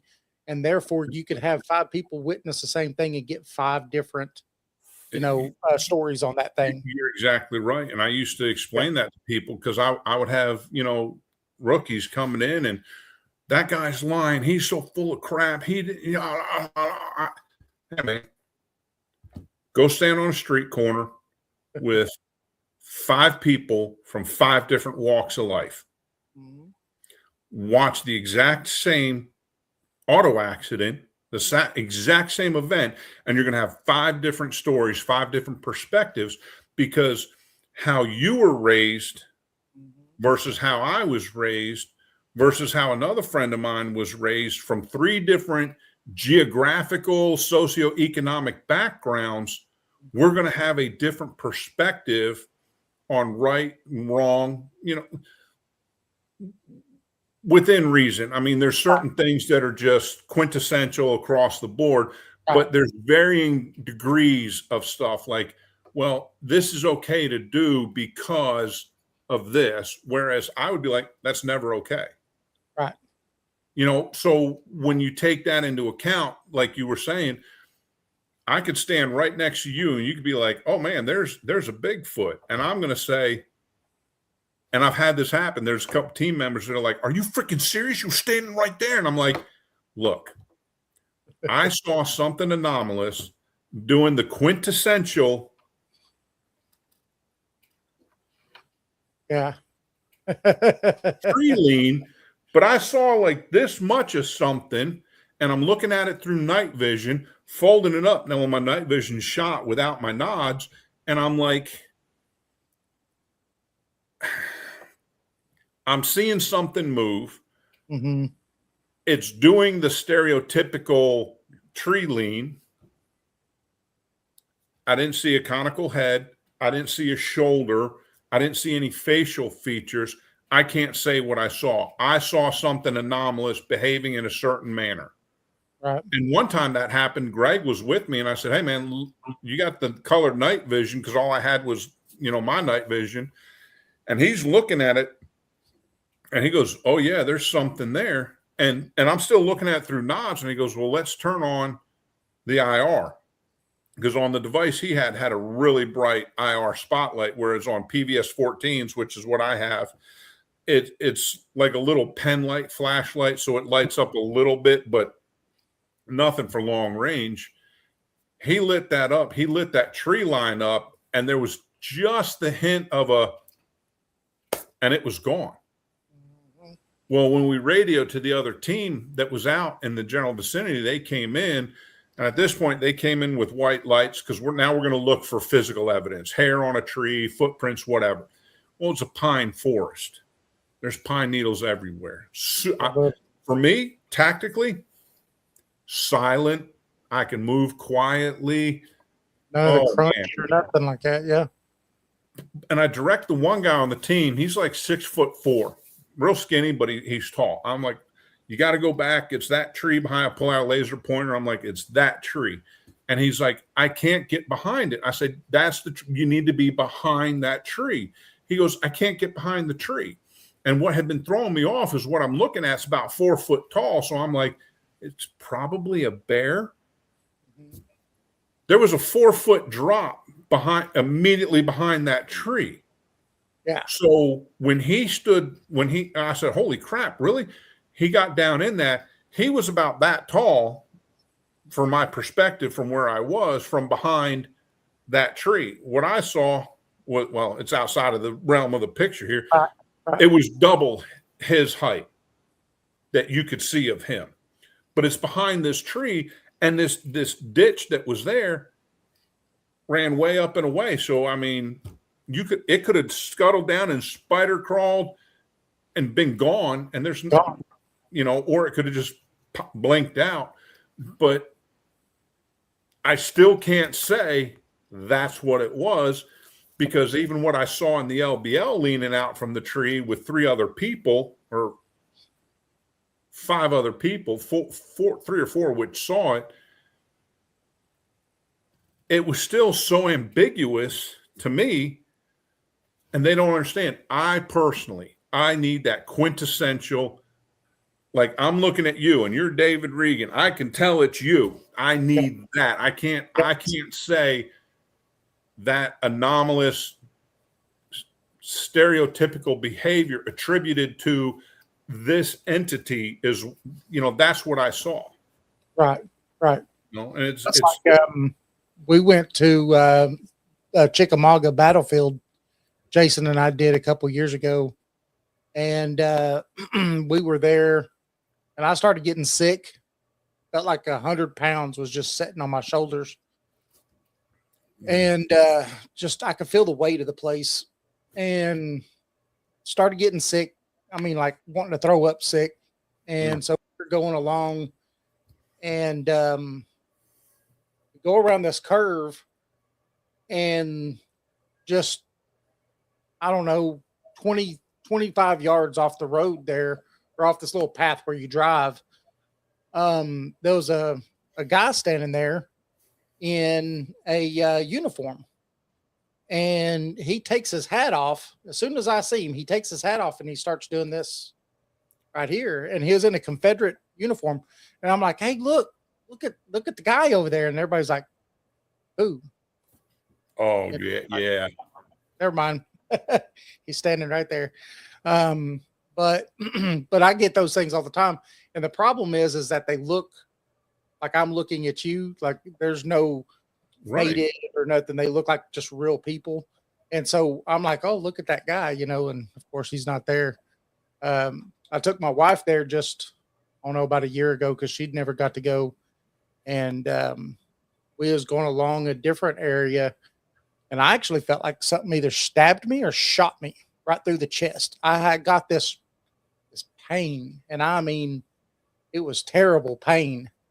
Almost brought me down, and I was like, holy smokes. And we got back in the car, and I had to leave. I was like, and I told her, I was like, I tried not to open myself up like I did the first time I was there, but wherever it was, whatever was there. But I mean, that's the second bloodiest battle in the Civil War was fought there, and I was just, well, and see, and what you just said is a huge thing, with Seekers, and it because ASOG overlaps some.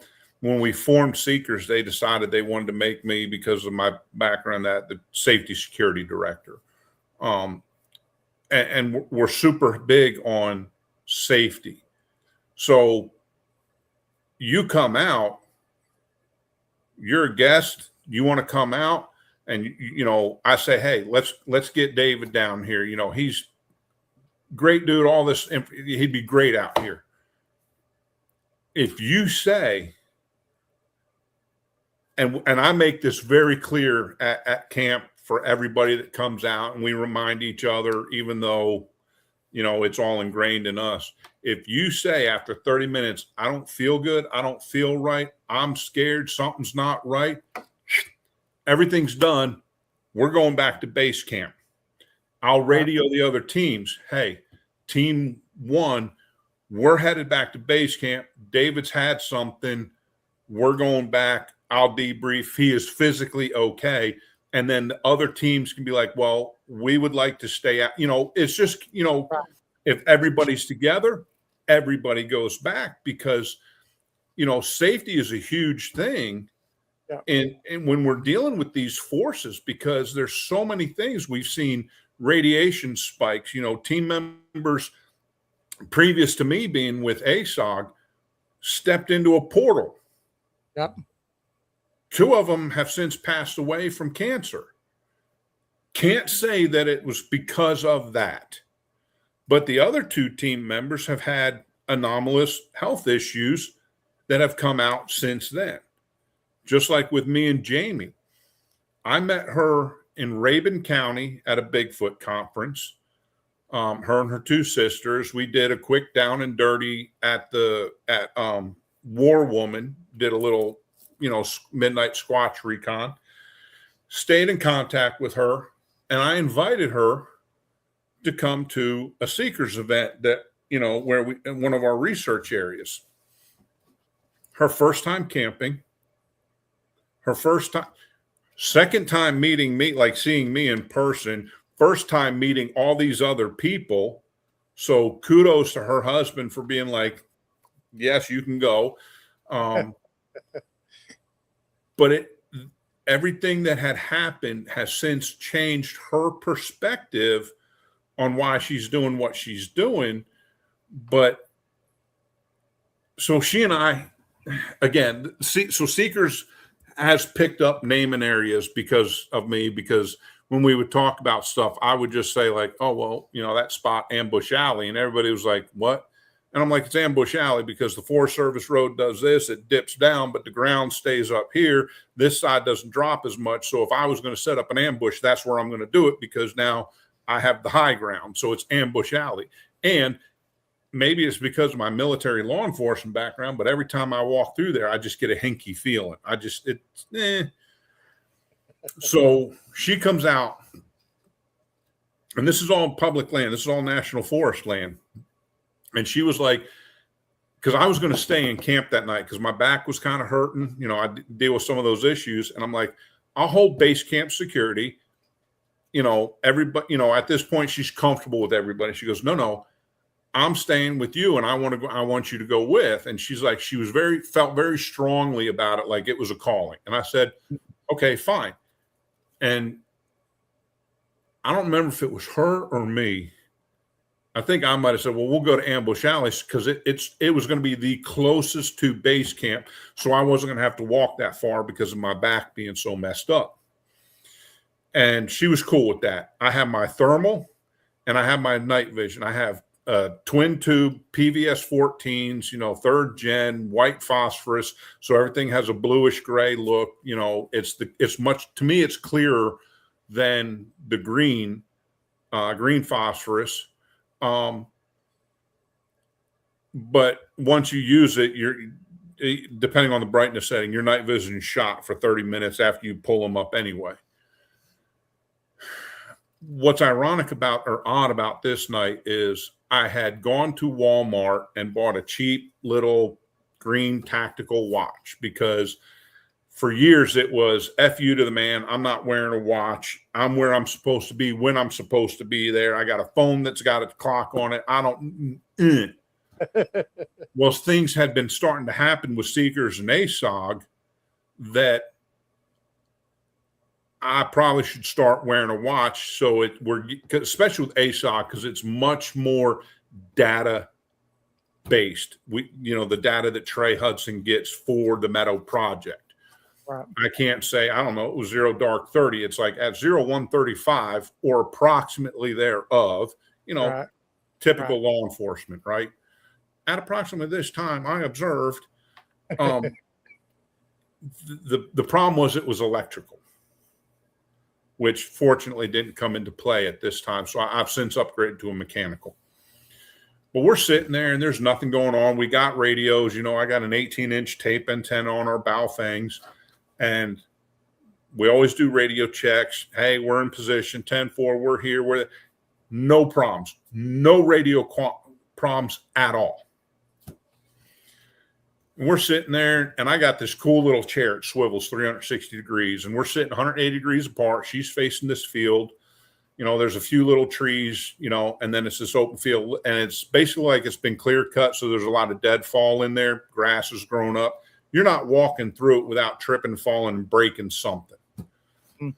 And I'm facing the probably 8-foot berm, and then the flat, watching our 6 because she can watch up the road in front. I can watch down the road and up there. And I'm just kind of like, do. And she's like, hey, I'm feeling kind of a pressure in my chest. I'm feeling kind of weird. And I said, okay. She's like, yeah, do you feel a difference in the air? I'm like, no. And I'm not trying to bash on her at all with this, because she and I have talked about it. We are super tight, and she's an awesome person. In my head, I'm thinking, first time camping, first time with these folks, first time out here doing this. Environment's changing because of temperature and humidity, and psychologically, you're in the woods at night. And, so I'm like, no, it's cool, but you're cool. Don't worry, you know. And but I'm not saying anything about any of that. I'm just, comforting her. Right. She goes, okay. And I'm like, you good? She's like, yeah. Well, I looked at my watch, which is rare for me, because even when I wore one, I hated looking at it, because now I feel like, oh, I'm late. I got to be somewhere. I just hate looking at it. I looked at my watch, and it was 11:45. No big deal. Spinning around in the chair, we're chit-chatting, looking around. Okay, it's cool. Looking down. Beautiful moon, plenty of light. I can see the Forest Service road hundreds of yards. I can see across the field. Awesome. Not even really using my night vision, just scanning with it periodically, and then periodically do a thermal scan. Nothing. Did see a deer come up within about 10 yards of us, looking like, what the heck is this? And then it went on. That was kind of cool. But she starts feeling it again, this time a little stronger. Okay, look at my watch again. It's 11:50, 23:50 hours. Happens a third time, 23:55, and it's stronger. Each time it happened, that feeling in her chest, that pressure was getting stronger and stronger. On the third one, I kind of go, I kind of felt something. I got a little bit of the chicken skin. Fourth time, and I look at my watch, and it's 00:00. It's midnight. And it's hitting me heavy. And I'm like, okay, well, now there's something to it. I said, I was like, you good? I was like, don't worry about it. Anywhere you go, I'm going with you. Because at this point now I'm thinking there's something going on. Mm-hmm. And now I'm facing the same way as her, because at this point I'm like, I'm fully confident if anything comes up from behind us, I'm going to hear it in the leaf litter. At 5 after midnight was the last time I looked at my watch, 00:05. We hear off to our 2 o'clock, as we're facing the field, 3 loud pops. The third, which was like a rending of a not quite dead, fully dead tree branch or something, maybe metallic, just that kind of a pop with that. And I'm like, did you hear that? She's like, yeah, I heard that. And I'm scanning with my night vision. I can't see anything. So I pick up my thermal, because now I'm expecting to see a squatch, a bear. I'm expecting to see something. Mm-hmm. I can't pick anything up on thermal, nods, nothing. She told me later, it was about that time, I stood up and I walked about 25 feet. David, I don't remember getting up and walking. Really? I don't remember it one bit, because my whole goal is to be right there planted with her, right. Safety and security for her, because I know she's going to be freaking out. Right. And I'm like, what the hell? And I'm scanning and I'm scanning and I'm scanning. I'm like, I don't see. Then I start hearing shit. I start hearing movement behind me. And I said, oh, hell. This is exactly what everybody's talking about. Something happens in front to distract you from the back, so I'm starting to focus and I'm starting to turn. As I start turning to look behind me, now I'm hearing movement over to my 11. Everywhere I move is my 12 o'clock. So when I say numbers, it's, yep, changing the direction. So I'm coming around to 12 o'clock here. So now at 6 o'clock, I hear something. I come back around. Now it's back. It just kept bouncing around. I remember her being next. Well, let me back up. When we were sitting there, there was a tree in front of us that had one of those black and yellow National Forest property boundary lines. Mm-hmm. The environment shifted, David. This fog rolls in. We made comments about it. I was like, man, the fog's rolling in. My first thought was humidity. but it had a weird color to it. It was a weird, like a purplish gray. It was an odd color. She had seen an orb that was not the moon in the middle of the field in front of us. I didn't see it. I may have been looking another way. I don't know. I'm freaking out at this point because the thought in my head is the first time I'm going to meet her husband, I'm going to be apologizing for losing his wife because she disappeared or was snatched or something.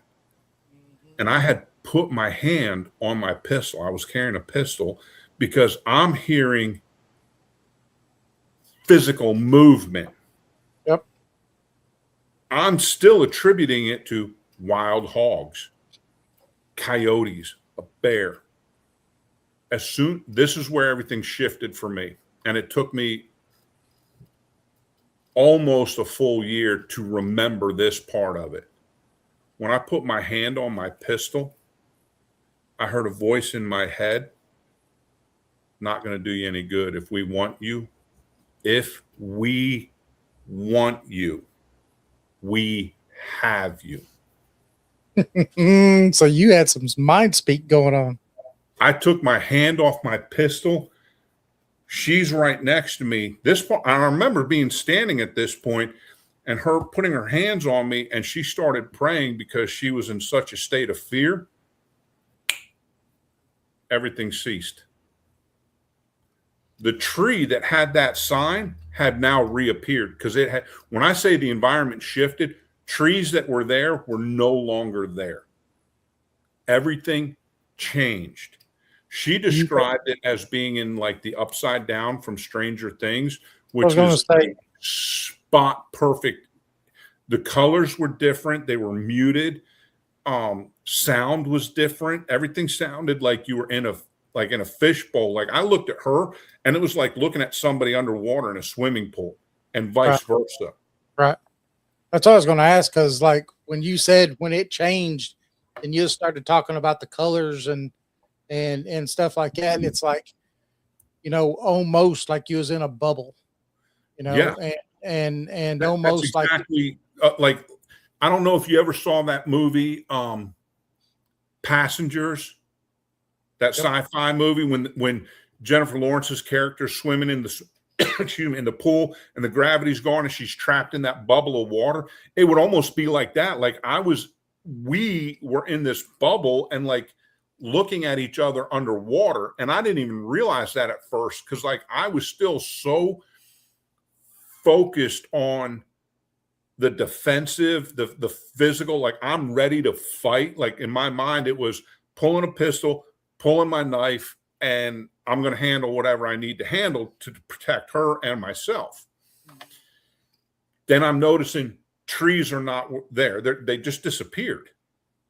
Like the environment literally shifted, and there's still some debate from several people that we have spoke with about it, whether, depending on what happened, like maybe it was just the dimensional shift, like somehow there was a thinning of the veil. It was naturally occurring thing. We happened to be in the right place at the right time, and we just kind of slid into a parallel timeline, a parallel dimension, and then slid back out. That's possible. You have tons of stories that you hear from people, but at the same time, but there's so much more to it than that.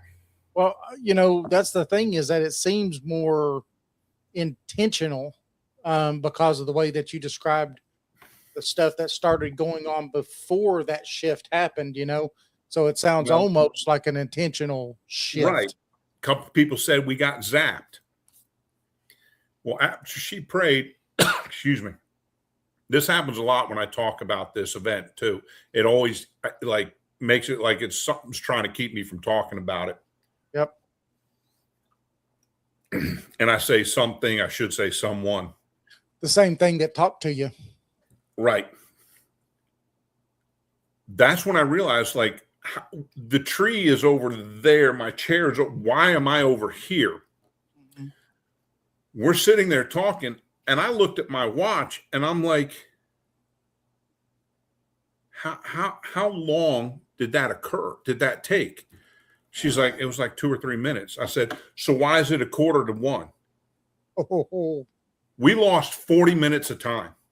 We have a missing 40-minute time gap we can't account for. So now I'm like, have you heard anything on the radios? Because my mind's reel and I'm trying to grasp at stuff.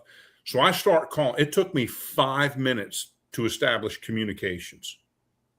Going from perfect comms, no issues. And we've been in this area, never having comms. There's one spot almost a mile away where you have to come back 200 yards to hit a high spot to reach base camp almost 2 miles away. And the radios can do it. Mhm. We were within range of everybody. And it took me 5 minutes to establish contact. The team started freaking out because I said, are you guys still out in the field, or are we the only ones still out in the field? Like, I thought maybe everybody had gone past us and went back to base camp.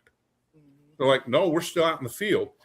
And this is why, going back to some of that earlier conversation about what happens here may not happen to somebody else over here.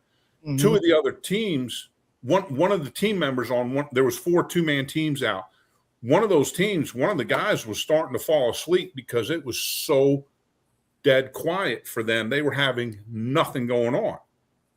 Meanwhile, all this stuff's cracking out. And they call and they're like, well, yeah, everybody's out in the team or out in the field. And they're like, are you okay? And I'm thinking in my head, I'm like, no, the F I'm not. But I don't want to say that because I don't want to panic people because, you know, in law enforcement, in military, you don't want to panic everybody and then somebody gets hurt because you freaked out about something. Yep. So there's a stigma there. So I'm like, yeah, I think so. I mean, physically, and what rattled them is just like tonight. I'm not the guy to sit there and kind of like, yeah, you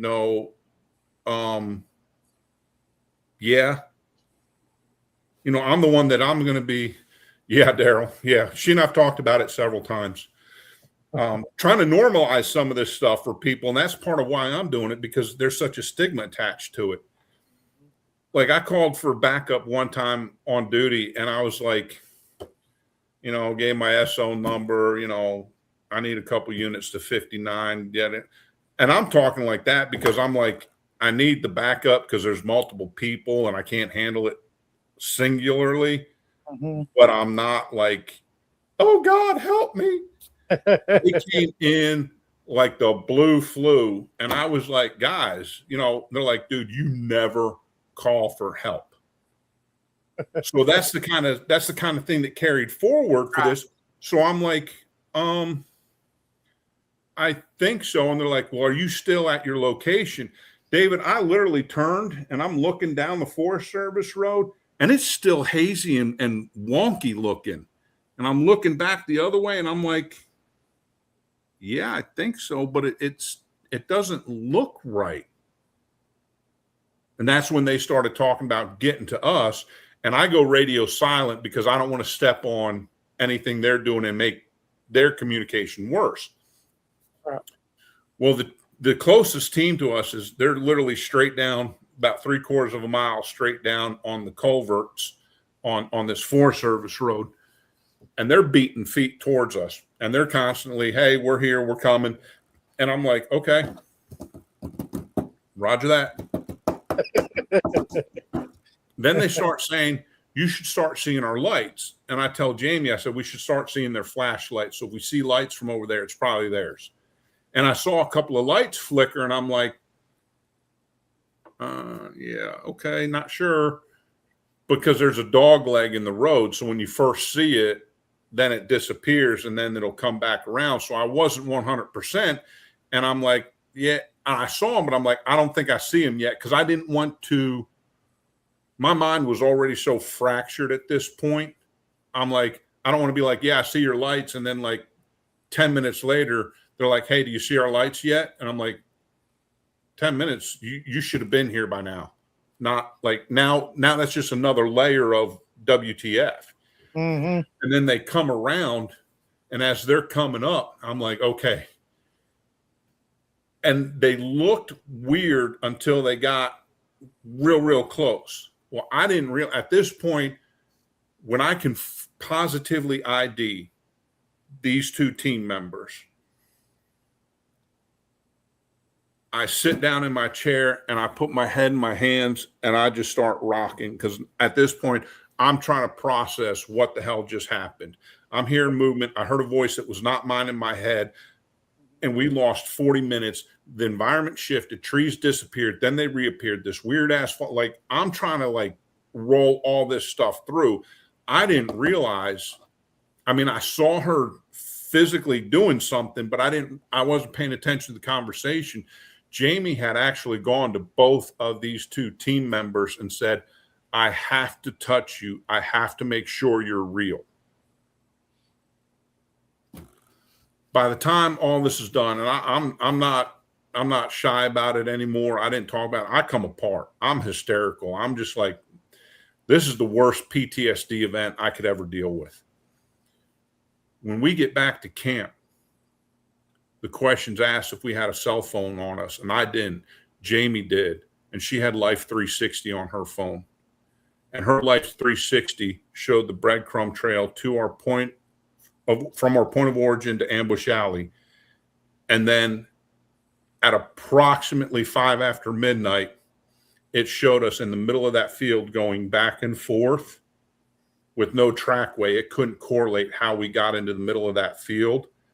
And then 40 minutes later, it showed us back in our spot and then showing us coming back to camp. So her Life 360 on her phone corroborated the 40-minute time loss, and it corroborated a physical jump. Now, it might have been 75 yards, but, you know, there's a separate type of breadcrumb trail, and it could not correlate how we did that. Right. So somebody, and I don't remember who it was, I saw the thing, but the general consensus is most likely some type of an ET event, some type of either a download, they picked us up, scanned us, dropped us back, something. That, to me, that makes the most sense. But ever since that event in this past year, she and I both have said we've both had scrambled memories on things, and we've had to try, like, I did it some tonight. I caught myself. I'm like, no, let me back up. Where, because I, you know, coming from my background, writing a report from start to finish, it's very chronological. Yep. And I'm having to jump around because I'm like, oh yeah, oh wait, and I've never done that before. Right. This past year, I've been doing things where I'll talk to somebody. I'm like, and then I can't think of the word. Anyway, you were saying, because it scrambled something. Now, that feeling that you had after it was over with, or during the time that it was happening. Well, I'm gonna say, I guess I'll go to the end of it first. The feeling that you had at the end of it, when it was all over, the two teammates came in. She was like, "Hey, I need to touch you to make sure you're real," and the reality finally set in that this was hopefully over, right? Whatever this ordeal was. Did you feel like for a few minutes that you was losing your mind because of you was trying to rationalize something that was impossible to rationalize? Yeah. When I say I came apart, David, I've been deployed overseas. I've been involved in stuff with law enforcement. And it's like, damn, man, it's stressful, and you compartmentalize and you put it away.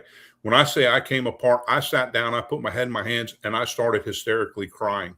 I was having trouble forming a sentence because my mind was so fractured.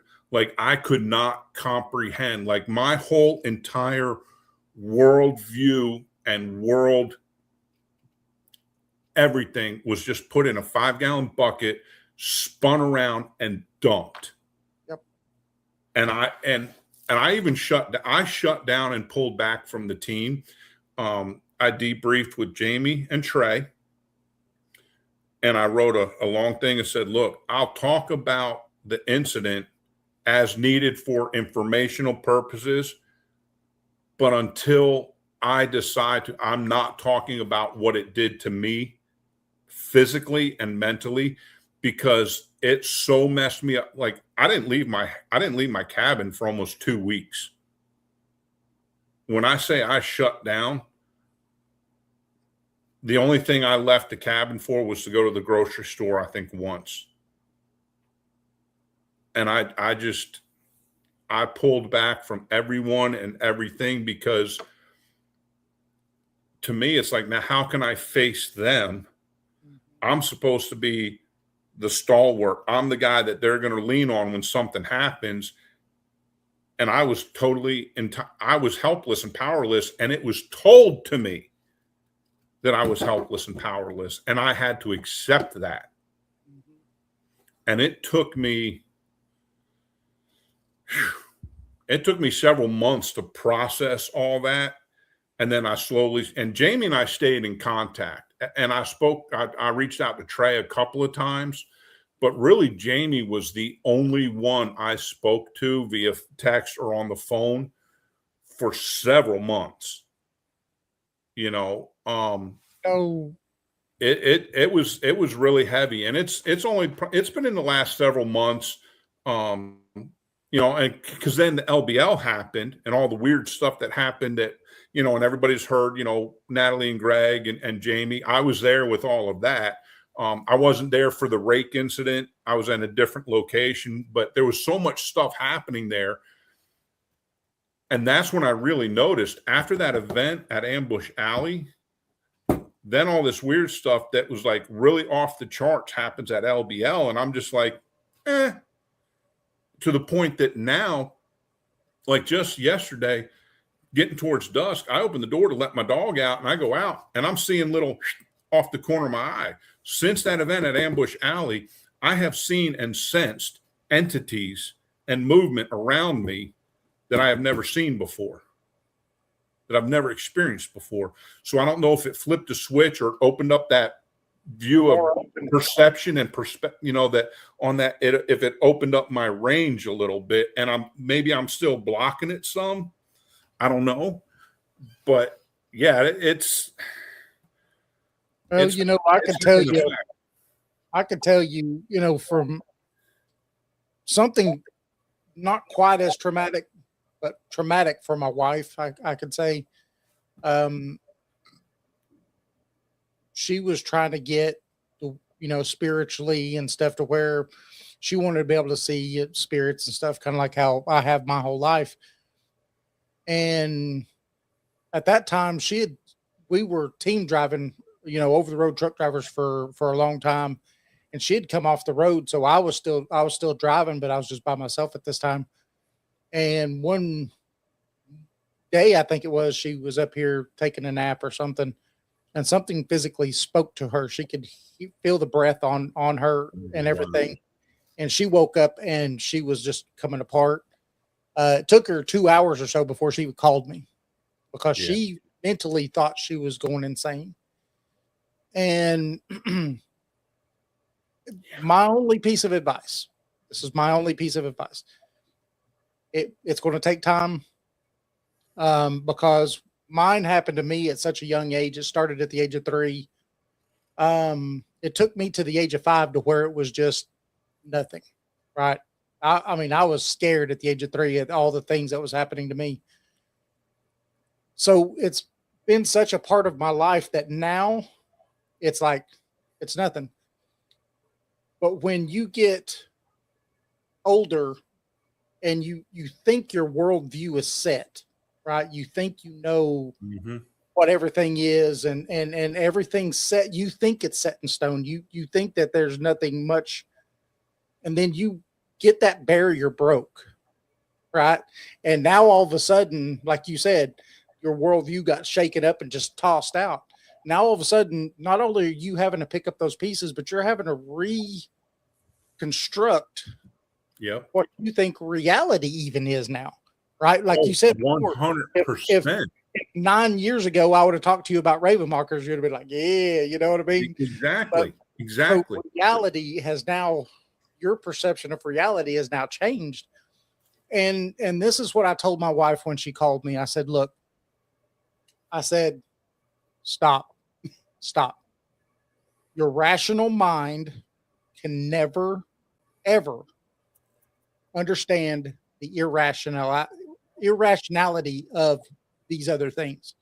Right. The rational mind is sitting there trying to say this, or this, right? It's trying to put it in the box, back in the pieces back in the box. It's like putting Humpty Dumpty back together again.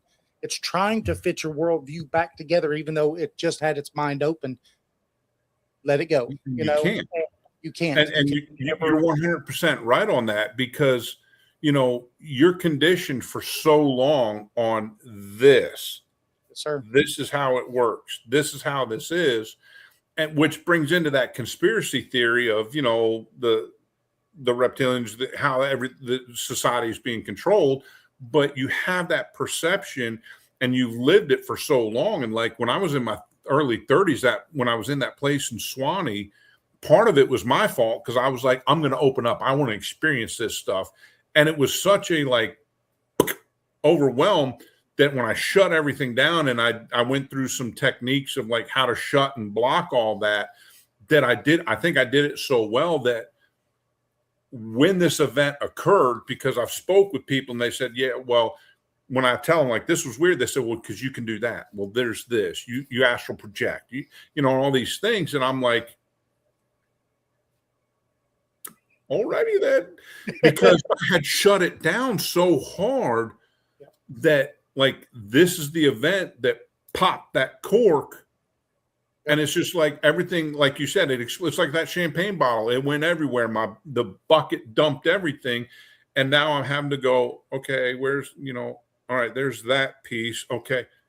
Ooh, that's like, I don't know about, you know, and it's very difficult. And it, you know, the thing that's difficult, the hardest thing for me now is doing the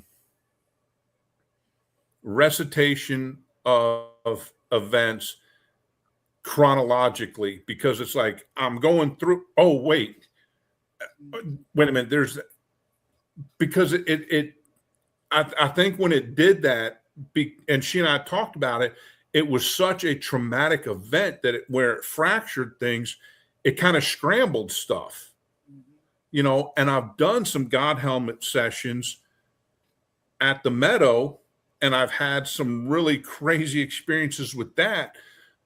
And it's almost, and I'm not stopping. I got way too many questions. Yes. But it's kind of almost like I took off such a huge bite and I'm kind of choking on it and having to chew through it. But I'm not like, it tastes so good, I'm not spitting it out and trying open. You know what I'm saying? I mean, it's probably a really bad analogy, but you know, it's one of those things. It's like I got to keep pushing. I got to keep going forward, because I want to be sitting. Awesome. Thank you, Tennessee. I want to be sitting on my back deck and look over, and there's a Bigfoot standing 20 yards out going, hey, man. I'm like, come on up on the deck. I got some popcorn. I got questions, man. Yeah, you know, I want to be sitting at the woods at a campfire, hopefully with you, sitting there somewhere doing something like, hey, man, you got any beef jerky? Because, hey, is your name Daryl? Come on over here. My name's Daryl. You know, I wish you wouldn't call me Bigfoot. Like, hey, man, I got beef jerky and a beer. I got questions, homie. Yes, let's talk. You know? I want that alien ship to come down and then to come out and be like, hey, man, none of that weird probing stuff, but I got questions. You know, it just, it's good times. I mean, it's fun. Yeah, it is. It's, you know, I think that for me, like when things happen, and Jason will tell you, you know, I'm the first person to jump up and run towards something. It's because it's been a part of my life for my whole life. Right. My whole life, this has been just, it's been my normal. This is my normal. And I don't claim to be a psychic, or I just have the ability to see things. And I've never audibly heard anything. And I do have feelings, you know, when I get into a place, I could feel the place pretty well usually, but I think that when it comes down to it, with like what happened to you, and yeah, now that's your new normal, and as you start to really put those pieces and finish putting everything back together and getting the normalcy back to your life, you're going to be like, all right, what else can you throw at me? I think you're right on that, because like up until then, my normal was, if there's something here, I push forward, I attack, I go, I confront, and I'm so conditioned, it's flesh and blood, and it's the violence of action carry through. And I'm having to readjust that it may not necessarily be flesh and blood. Yes, it is in front of me, but it may be flesh and blood. It may not be, and my violence of action may not be anywhere near enough. And I really need to pull back and just having to readjust my worldview on all this stuff. And I've gotten so much better about it. But that's why, like, when there's certain people, when they go and do things in the field, I want to go with them because of their experience and their background. Like stuff that you've done, I want to go in the field with you because I know with your experience and your background, you're going to be able to pick things up. And it's that thing of, I may not necessarily see or experience it, but maybe I will because I'm with you. Yep. And I'm not going to have that experience if I don't continue doing this. Right. Then I'm going to sit there one day and be like, man, I wish I did that. It's kind of like that jumping out of an airplane. Yeah, I went and did it. I can say I went skydiving. Yeah. So someday I can be like, man, I remember when. Uh-huh. Instead of saying, man, I wish I had done that. Yes.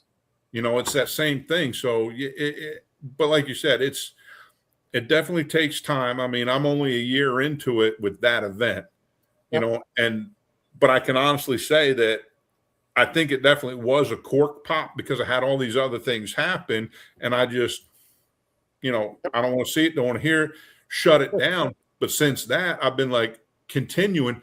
And that's when other things started happening. That's when all that crazy stuff happened at the LBL. So I'm not totally letting go of some of the mentality of the past because of Dogman, because there are things out there that do want to unalive you. Yes. But I think I'm much better equipped to handle those and other aspects. Well, that's another thing too, that once you finish, as you're in this shift that you're in, and as you keep growing, you're going to start getting this.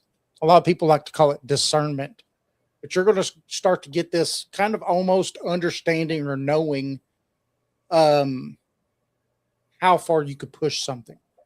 Right. Right. You'll start. It's the chicken skin. It's the hair raising up on the back of your neck. It's these things that are inherent in all of us, but most people just take for granted and don't listen to what their body's telling them. You'll start honing those and getting that discernment to where hey, I can push this a little bit further. I can.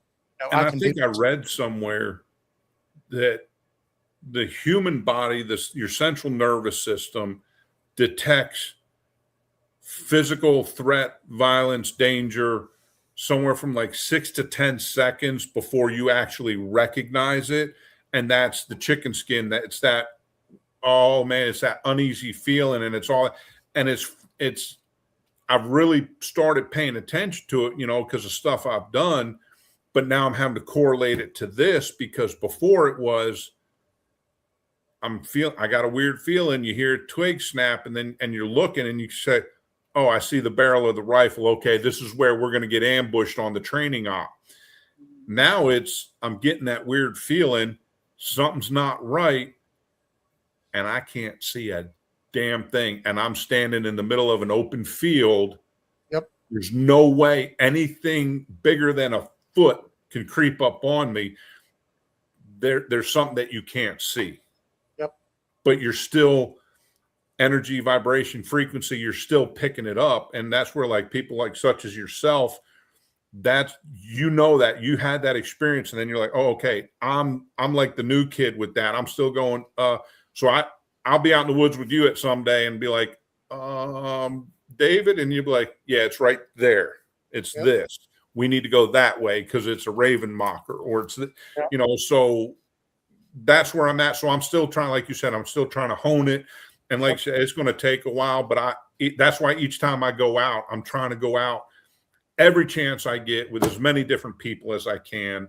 Yes. So I can expand upon that. Yep. And That's like I said, we'll get together. You come down here. I won't take you over there to Ghost Creek. I'll take you to that spot. But there will be one point where I'm like, here's the line. This is where I'm staying. You can go on. But I'm going to be right here. But if I hear you screaming and hollering, well, then I'll come up there. But otherwise, I'm not going back. Sorry, man. But all right. I got my limits. Yes. You'll have to take me sometime also to where you know, Ambush Alley too. Oh yeah, there's I would say down there we have probably a 60%, 60 to 70% rate of having some anomalous something like literally. And I know we're getting on in time, but the very past the 2 hours, it's all right. The very first time I went down there, and it's because of Bob Wilson. He invited me to go down there. The very first time, that's when I can say I saw orbs, like no joke orbs, because I was sitting there with Trey Hudson, and I'm like, oh yeah, the guys are, and I'm looking through his knobs because I didn't have any at the time. And the PVS 14 is like, oh yeah, they're right down there. Why are they swinging their flashlights like that? I thought like the whole thing was we don't spin flashlights around. He goes, Shawn, they're about 300 yards that way. I said, so what am I seeing swirling around and like doing all these loop? Oh my Lord. And he looks real quick and he goes, oh, those are orbs. I'm like,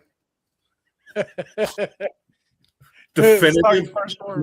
Because I could sit here and say, well, I saw these pops of light. I don't know what they were. I can't tell you they were orbs because I don't know what the hell an orb looked like. And it could have been my eyes because of, whatever. Right. And then after that weekend, I had picked up some type of an attachment down there, some type of a natural, something that was paranormal that was there, came home with me it was almost 6 weeks before we started figuring it out and got rid of it because the girl I was dating at the time noticed a decline in my attitude about things. And I had some team members from what now is White Wolf. They came up, did all this. Nothing happened in her house until I walked in. And that's when all the equipment started happening. That's when they started seeing and hearing things. And then I was sitting there, and it was in the middle of summer, and I'm wearing a hoodie because it was after midnight. And I'm sitting there in the chair, and I'm just kind of shivering. Everybody else was in T-shirts. And they came walking over and they put their hands out and they're like, holy smokes, there was a definitive cold spot around me. We finally did the thing and I'm like, get off of me, leave me alone, go away, whatever. And a couple of them actually reacted. It came off me, went out the front door and hung right on a whim. I don't know why I thought this. I just looked at a map and looking at her house. And if you went out the front door and turned right, it was almost a straight shot right back to where I was at camping 6 weeks prior. Mm-hmm. So whatever had been on me, and I told it to leave and go back to where it came from, it did. It came off. And I mean, it was literally like, if you looked at the map, it's like her house is here. The place we investigated was like 130 miles this way. And it came out and went, I'm like, and I was just like, what? Yeah. And that's when you go protection. Well, how do I protect myself? Yeah. Well, I mean, that was the beginning of coming back to Christ and everything for me for I needed to do it regardless, but I mean, it was just, holy smokes, man. Holy smokes. We live in a crazy world. Yeah. Crazy world. Yes, we do. And then, Yes, when you get your eyes opened, you realize that what we thought we knew is just the tip of the iceberg, a Yes. wee little bit. You think you're so smart. I know everything. It's like, I'm an expert. I know this and I know that. You know, wee little bit. There's all of that down there. Oh, my Lord. Absolutely. Yeah. Yeah. We don't know nothing. We are all still trying to figure it out. Oh, yeah. Oh, God, yeah. That's what, I had a guy, I won't say his name, but he was on our show a long, long time ago. And I think it was before we even became Paranormal 411. I think it was when we was Project Dark Corona.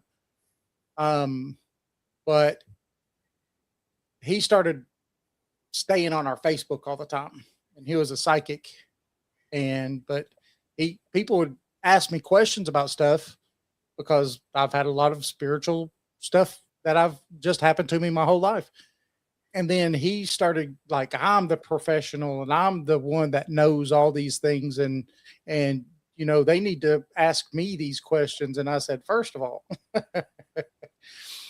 I said, I don't drink the Kool-Aid is exactly what I told him. I said, I don't drink the Kool-Aid, first of all. I said, second of all, I run the other way from anyone who says that they have all the answers.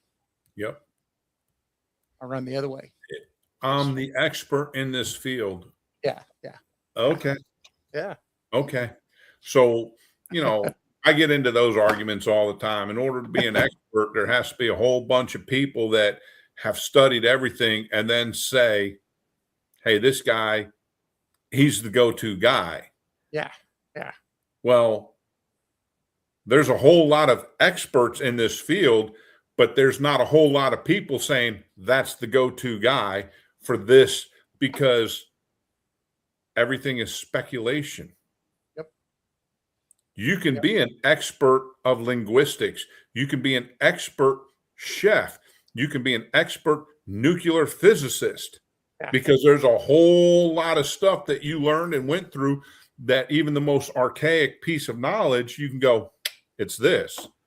Yep. Everything in that we're doing with paranormal, with cryptid, with any of this of high strangeness is all speculation.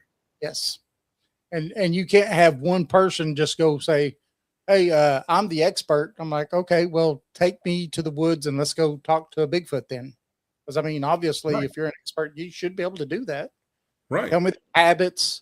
What is it that they eat? I mean, everything. What's their mating habits? I mean, how do they get it? How do they pop in and out? How do they walk 10 there's 10 tracks and then they're in the middle of nowhere and they just stop? Yeah. How do they do that? Do they levitate? Do they sprout wings and they fly away? Like what the? Yeah. And it's like. And like, I don't want to stab at certain folks that I know, but it's like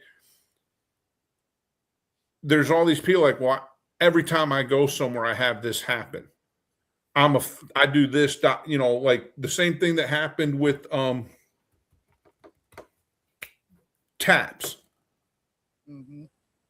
At first, they had some really cool stuff happen. And then there were times they had nothing happen. And then it's like every time you turn it on, something happens every single show. And then the facade wears thin and they're caught faking stuff. They're caught planting evidence. And it happens in the cryptid world. There's people that have been caught planting evidence and saying, hey, this. There's people in the paranormal world that are caught faking stuff. Yep. All because they're clout chasing. They're trying to get, they've made it their persona for financial gain. Yes. Hey, fine. You want to do it? Cool. But don't fake it. Yep. And to have somebody, I'm freaking Brian. He just skewered my freaking train of thought with that one. To have somebody come along and say, I'm the expert, and every time I go and do it, something happens. that's the first person that I'm not trusting.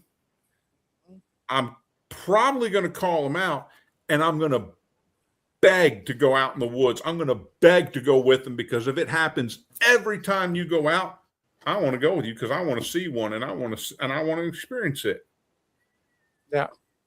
I've only ever saw one Bigfoot, but it wasn't while I was in the woods. Because while I was a truck driver for a long time, and the wife and I, we did all 48, every province of Canada, and even in Alaska, we've driven every bit of that. Oh wow! And I did all the nighttime driving. She did all the daytime driving, and we was in Washington State. It was like 11 o'clock at night. The wife was already in bed, and I was driving.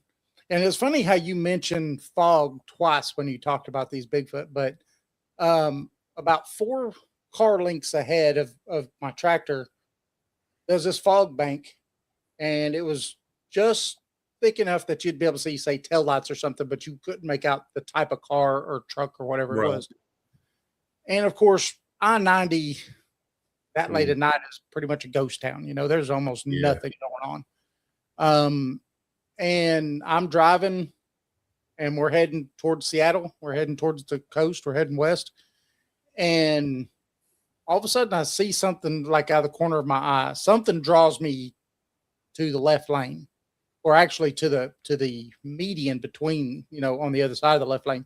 And so I kind of look, and I see this Bigfoot step out of the median, go across the road and back up the mountain. Now I'm doing about 65 miles an hour. He's right about that 4 car lengths, right where that fog is. And he does every bit of that before I could get to him in the truck. Yeah. And he was massive. And I mean massive. Like, holy crap. I could have stopped, rolled down my window, and had a face-to-face conversation with him. He was big. Why didn't you? I wish he would have stopped, because I would have. I would be like, whoa! My wife would have been mad. I'd probably gone around the kid. Should have been. But yeah, it was, and it took me a little bit of time to process that, because I was just like, out of all the things that I would have thought I would have ever seen, driving down I-90 at 11 o'clock at night, Bigfoot wasn't one of them. No. Well, and like I-90, I just was out west. I went out to my high school, best friend from high school, and joined the Marine Corps with him. He was getting married. I went out there, and I drove 90, and I take the scenic route when I go to see him. So I'm gone for a couple of weeks. And I was on 90 through South Dakota up into the Black Hills and all that. And I was just like, I'm in like ground zero for this. I'm in the Black Hills. I camped for a couple of nights there. I was hoping for, I did a lot. I stayed up all night for sky watching, but I was like, hey, if you want to show yourself, and I would love to experience it, I'd love to see it. Hey, come up, sit down, we'll chat. If not, that's cool.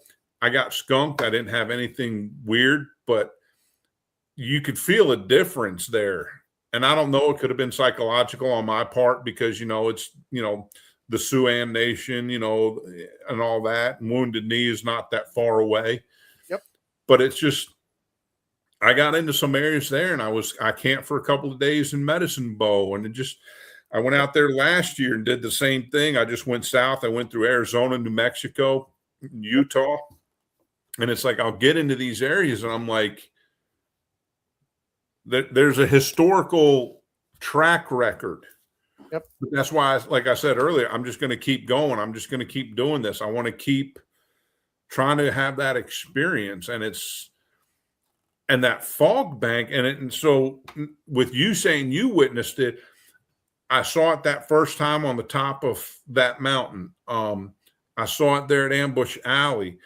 There's other times I remember seeing it rolling in, but it goes back to that worldview and having to readjust it, because in my worldview, it's temperature, humidity, time of night, the season. There's all these rational weather scientific factors, and I never really paid attention to the color. Yeah. I couldn't tell you it was a fog bank that rolled in on top of the mountain, but I can, because that wasn't on the radar. Right. But when I, talking about the Ambush Alley incident and talking with people, including Brian, who's in chat now, one of the questions they asked was, well, what did it look like? And at first I was always like, it looked like freaking fog. What the hell do you think it looked like? But having enough of that experiences now in paranormal, high strangeness and all that, now it was kind of weird because it kind of came in and it stopped and it had this purplish grayish. I mean, it was it was a weird color. And then there was, your naturally occurring mist that's like right at the ground where, in the field, you wake up and you're soaking wet. Yep. But it was weird because it came in and it stopped. And then, maybe it moved forward, maybe it moved. It didn't act like normal fog. And people are starting to say, well, there was these weird fog banks. There was this, there was that. And I'm like, okay, so, it's changing my perspective. It's changing my view on things, and just trying to come to terms with all of that stuff. It just, yeah. Trying to build those data points in my own head. And it's, well, so then, next time things start happening, you could say, boom, boom, boom, boom. Okay. Exactly. Something's about to pop off. Something's about to happen. We're on the cusp of something because everything's starting to line up, Yeah. Well, yeah. And it's getting deeper too. Cause I do a lot of stuff in Appalachia. So I'm having to go back through and I'm like, the old timers from Appalachia say, do this, don't do that. Why? Don't whistle. Where did that come from? Exactly. Things like that. And it's like, one old timer word for Bigfoot was a whistlejack. And I think I had heard that. Maybe not whistlejack, but they call him like the midnight whistler or something. Yeah. I remember hearing something about whistling because I was always like, why do you not whistle in the woods at night?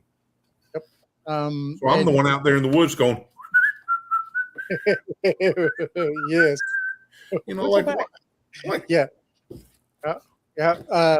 Because I think doing those things around those creatures, whistling, especially why the Native Americans said don't do that too, was because Bigfoot were known to take women and children. And not men, women and children. And that's where I come up with my kind of theory of feral people. What if these feral people were these children that are taken and then raised by the Bigfoot? But or at least maybe some of them. I don't know. It's like anything else. It's a theory. But right. I think they say that because it's almost the same as going out into the woods and trying to do tree knocking or anything else. It's going to draw their attention to you. But isn't that what you want? You want to experience it, and you can't experience it if they don't know you're there. Like, right. See, it's that for us going out there and doing it. Yeah. But back then, there was like, kids don't do this because this can happen to you. They come and steal women and children. And so do not whistle in the woods. Do not, do these things. I have another theory too. I don't know really if it's tree knocking. I think it's like tree knocking, but I don't think it's tree knocking. I think it's something they do with their mouth, because I can do it. I could go. And if they're as big as they are, as massive as they are, that will be so much louder. And see, I was in that camp for years, and then it was a case of nobody claims to ever see him carrying a stick. And what are the chances of walking through the woods, picking up a stick that's not rotted, dead, and gonna break, and finding the absolute perfect tree, and they're moving, going. Yep. Yep. Rock clacking, I'll agree with. They could pick them up. You can find rocks everywhere in the forest, but you're not going to pick and walk around with a baseball bat or a 2x4. Yeah, no. It's like, I don't think it is. I agree with you 100%. I think it's something they do with their mouth, that sound, and they're just, because it's so massive, it creates that echo chamber. Yep. Because I mean, if I'm outside, I could do it loud enough that you could be quite a ways away and you'd hear me. Yeah. And it sounds like something hitting a tree. Right. And I'm like, I don't know. To me, it sounds more probable that you're walking around, like you said, doing that versus having things in your hands hitting stuff, you know? Well, there's that, again, it's one of those scrambled things. I can't remember the tribe. It's not a Dugon tribe, but there's a tribe in Africa, or several of them, that sound is actually part of their language. Yeah. So it's not a stretch to say something else does it. Yep. You know, and that's why, you know, in the beginning, I was all about making the calls, and now I'm kind of maybe a whoop, or I don't know what the hell I'm saying. Yes, you'd be like, that's one of the reasons I learned certain words in certain languages, to, you know, in Spanish and some other languages, so I can cuss you out, or I can get something across. Yep. But I know what I'm saying. That's like, and before I was like, I'll rip off a howl, and I would get a howl back, and I'm like, awesome. Now I'm like, what did I just say? Yeah. What did I just tell that creature or that person in the woods? Was it a mating call? Exactly. It's like, oh no. Hopefully Greg Ogles, Mr. Moist, is around, you know, and he can have his grimace handy, since he wants to make comments about that. He could be the sacrifice for that. He'll be like, are you filming? Are you filming? No. Are you filming? Are you getting this? Oh yeah, we getting this, like you are. So that's funny. God.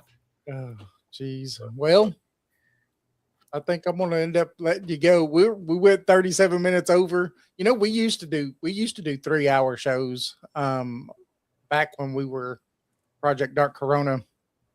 We were Project Dark Corona. We started doing podcasting in 2012. And was Project Dark Corona for a while. We had a pretty good following, and we had to kind of change our name, because back then we did a lot of conspiracy stuff. We did, you know, paranormal and all kinds of stuff, but we did a lot of conspiracy stuff. And, you know, that's dangerous territory. Well, I'll tell you some stories, and my wife could corroborate this. You know, we live out in the woods. You know, my acreage backs up on another 500 acres of nothing but forest behind my house. Nice. And so there's not a lot of people out here, and there's no air traffic out here, right? Well, when we would have one of our big shows, there would be helicopters outside of our house. You could hear it. You could feel it in your chest. And more than once, our power just went off on a beautiful day. Our power to our house would just go out.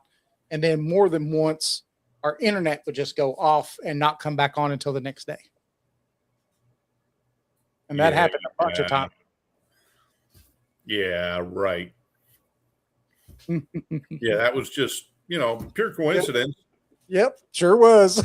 Because it got to a point that that I wish we still had some of those old shows. I think we deleted most of them, but we could sit down here in the bunker and we'd be doing a show, and I would start feeling it. And I'm like, oh, they're out there again. And I'd go and pull the shades, because the bottom of the window is right at the ground level.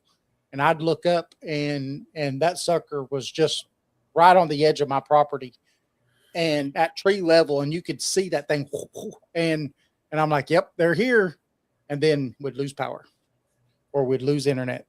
And I was like, yeah, I kept telling my wife, there's people that still say they don't have the ability to do that.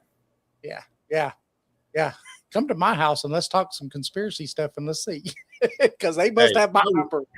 I would love to do that because I really got deep. That's how a lot of this got started because I was digging into the conspiracy, ancient aliens, human history, and starting to see, and all these conspiracy things came up. Ironically, quite a few of them have come true. So they're not theory, they're conspiracy fact. Yep. And that's what led into this. And honestly, there's a whole conspiracy around Bigfoot. Mm-hmm. People are like, well, how do the government has to know? I said, the government does know. Of course I know. But they don't want you to know because of money. And they're like, what do you mean? I said, think about it. If the average person, and I don't like using the term, I did in the beginning, but, swagging from Gigantopithecus to, people of the forest. Mm-hmm. If people knew the monsters that are out there in the woods that are legit and real, dog man, feral people, all that stuff. Grimace. Damn you, Brian. Hold on a second. I gotta do this for Brian. Oh.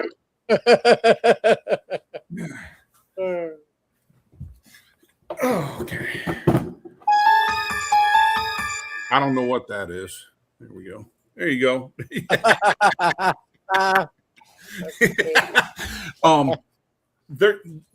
The lumber industry, the logging lumber industry is gone. Outdoor sports and recreation is gone. Nobody's going to go out in the woods hunting, fishing, and then you're going to have these huge tracts of land that are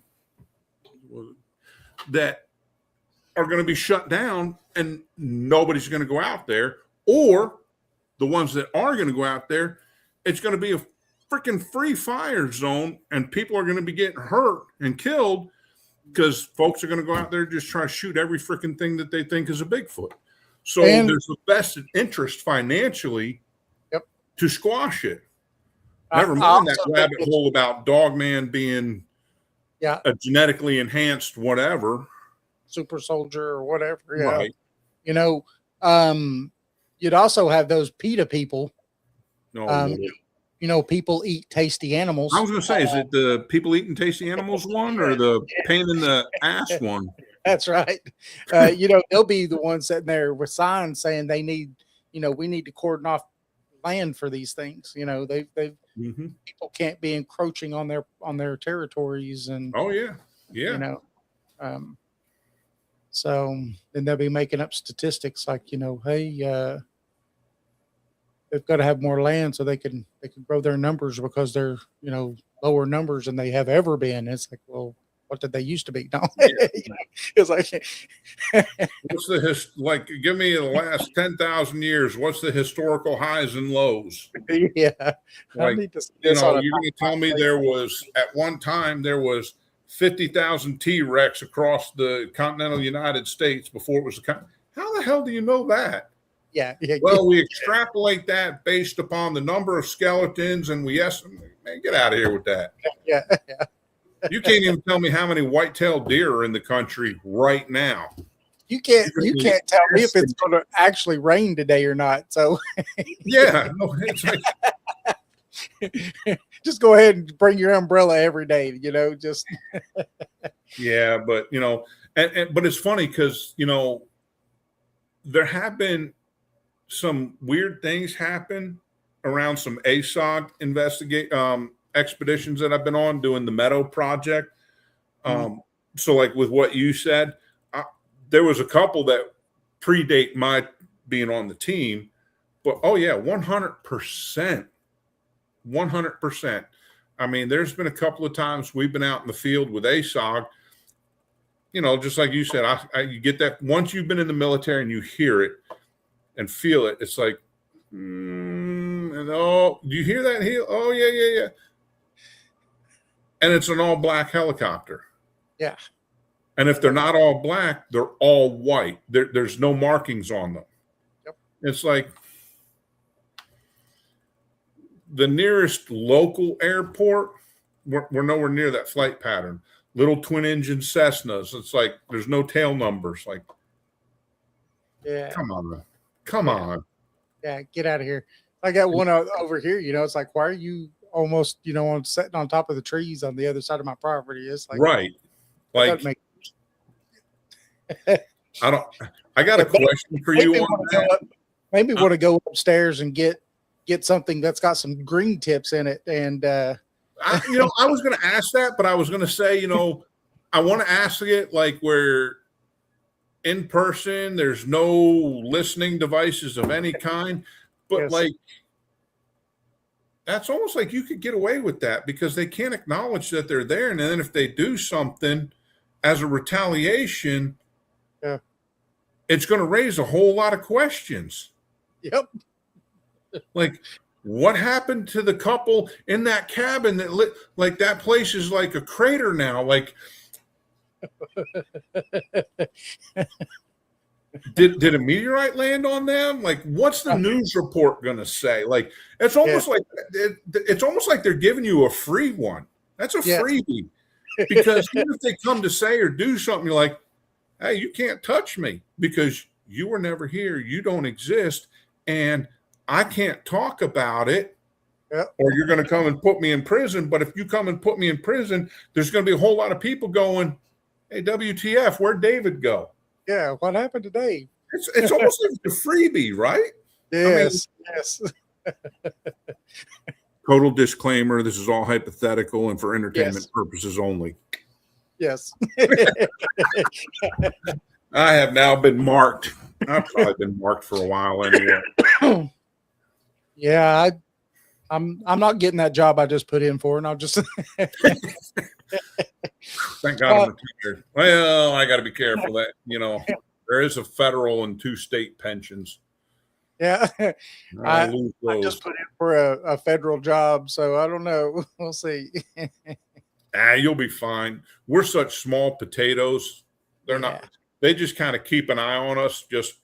I think what it is when it comes to that, I think it's more like just that. It's the occasional checking in and making sure, and they're still doing their thing. Yeah, people still think they're kind of weird and kitschy and whatever. And it's not like, hey, they got a gathering of the Bigfoot clans in their backyard and they're serving them hamburgers and hot dogs. I mean, what the hell? It's not anything like that. So I think we're still pretty good on that. Yes. That would be pretty. Kentucky Bigfoot, he came back. He missed. He's got to ask Brian Bowden. He said it's about entertainment. Oh, we're here to entertain, sir. Yes. There's a question you need to be asking. There's a reason. You can ask Greg Ogles about it. He found out about that, and Adam Davis found out about that at the LBL. I went when I saw you. Did I tell you what I did to him at Townsend with these? So this came up at the LBL, and no, it doesn't come. No, it was in KY, but not with KY, Brad. So going back to what I said earlier about when I first started with Bigfoot, I would be something I would just pop off to make people go, eh. We're all sitting around a campfire at the LBL. Adam Davis, Greg, a bunch of guys from Seekers, all the Relic team was there. And just out of the blue, I said, hey, y'all know about, remember the old Happy Meal and McDonald's, Ronald McDonald gang and all that? And they're like, yeah. And I'm like, hamburger and all that. I said, did you ever all wonder why they named it Grimace? And they're like, what? And I said, think about the shape, and that's why they named it Grimace. Come unglued, right? It's just hilarious. Well, I reached out to a friend of mine, and he 3D printed me a couple of these. So when I went to Townsend, I walked into the shop that Adam works at, and I said, and Brian was standing right. I didn't know Brian was going to be there. And I walk in, I'm like, hey, what's up? And Brian's like, hey, how you doing? I'm like, hey, Adam, I got something for you. And I come up and I hand this to him. I go, here you go. He snorted. He started laughing so hard, and he had to hide behind the drink cooler that was right there because there was other people in the store. He was laughing so hard. He had to go hide for a minute. So that's where this comes from. I did that. I created that little monster. That's fun. It's just one of those things. I like to just out of the blue, I'll come up with something like that. So whatever. Oh man, that was probably not entirely PG, but I cleaned it up as best as I could. It's you good. all can figure out what it is if you need to Google that. BJ, she's got it right there, I think. Yeah.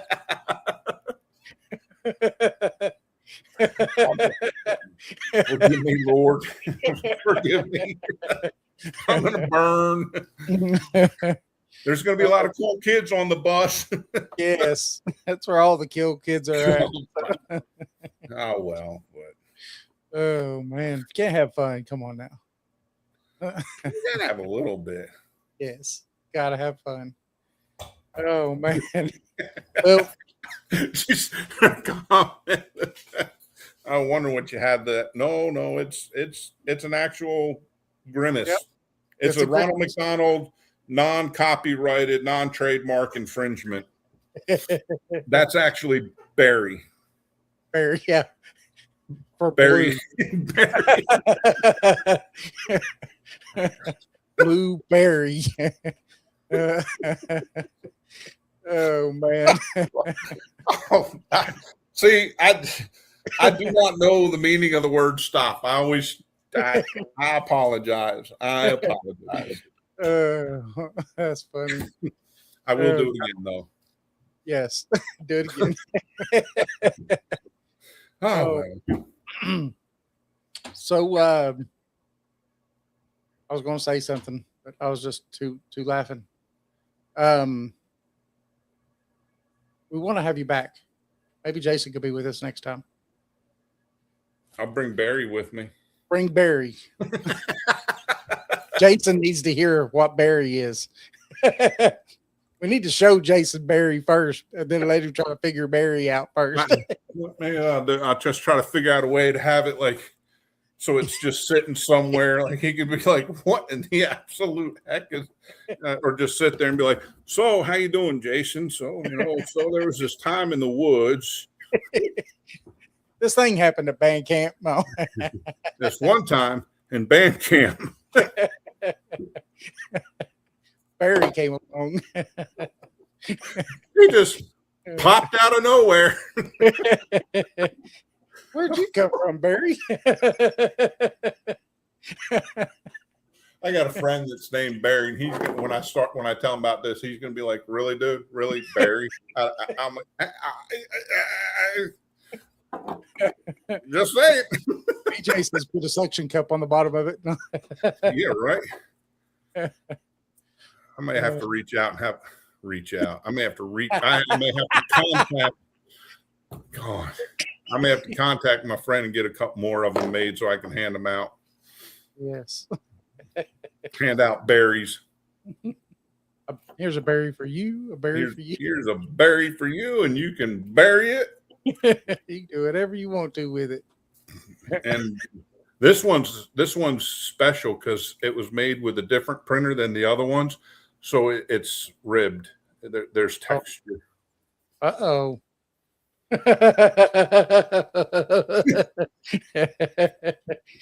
Oh my goodness, that's funny. Oh geez. Oh my God. And to think, I was like, man, I signed up for a 2-hour show. What the hell am I going to talk about for 2 hours? I'm boring. Yeah, nope. That's the great thing, is like when you get on, and a lot of people, like we had this one lady one time, she was coming on to talk to us about fairies and stuff. And she had written a couple books on them and stuff. And so, yeah, Barry fairies. I'll stop. And so we had her, in the back before the show even started and everything. And I don't think that she realized, I don't think she had maybe even watched one of our shows ever or something, and she'd want to be on it.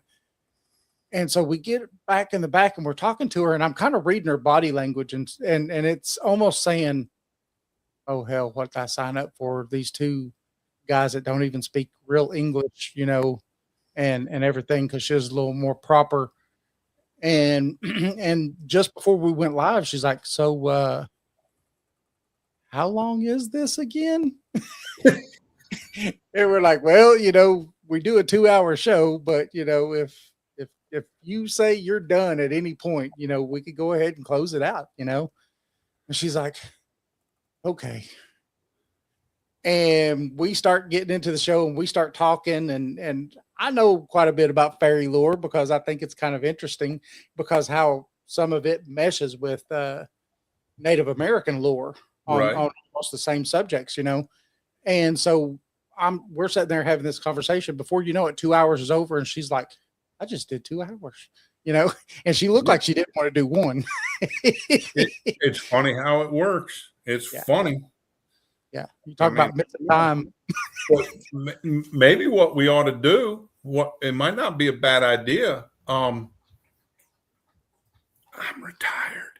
So you could figure out your schedule. I do have a couple of investigations coming up. There's one I'm going to that's being done by somebody else. But maybe we should try to set something up around your schedule, get you to come down. I can take you, because when I say, like my property, the road kind of wraps around behind me, goes back up in the holler, but that is 50,000 acres. It is, wow. As a crow flies, it is 6 or 7 miles, and now this is doing it like on the technologia. It's 6 or 7 miles to the next stretch of blacktop going straight west. Wow. And that's Highway 129. And if you pie off at an angle, there's only one Forest Service road, which is for Raven Cliffs Falls, that cuts in, and where it dead ends, it comes in about 5 miles, and there's a lot of twisty windies.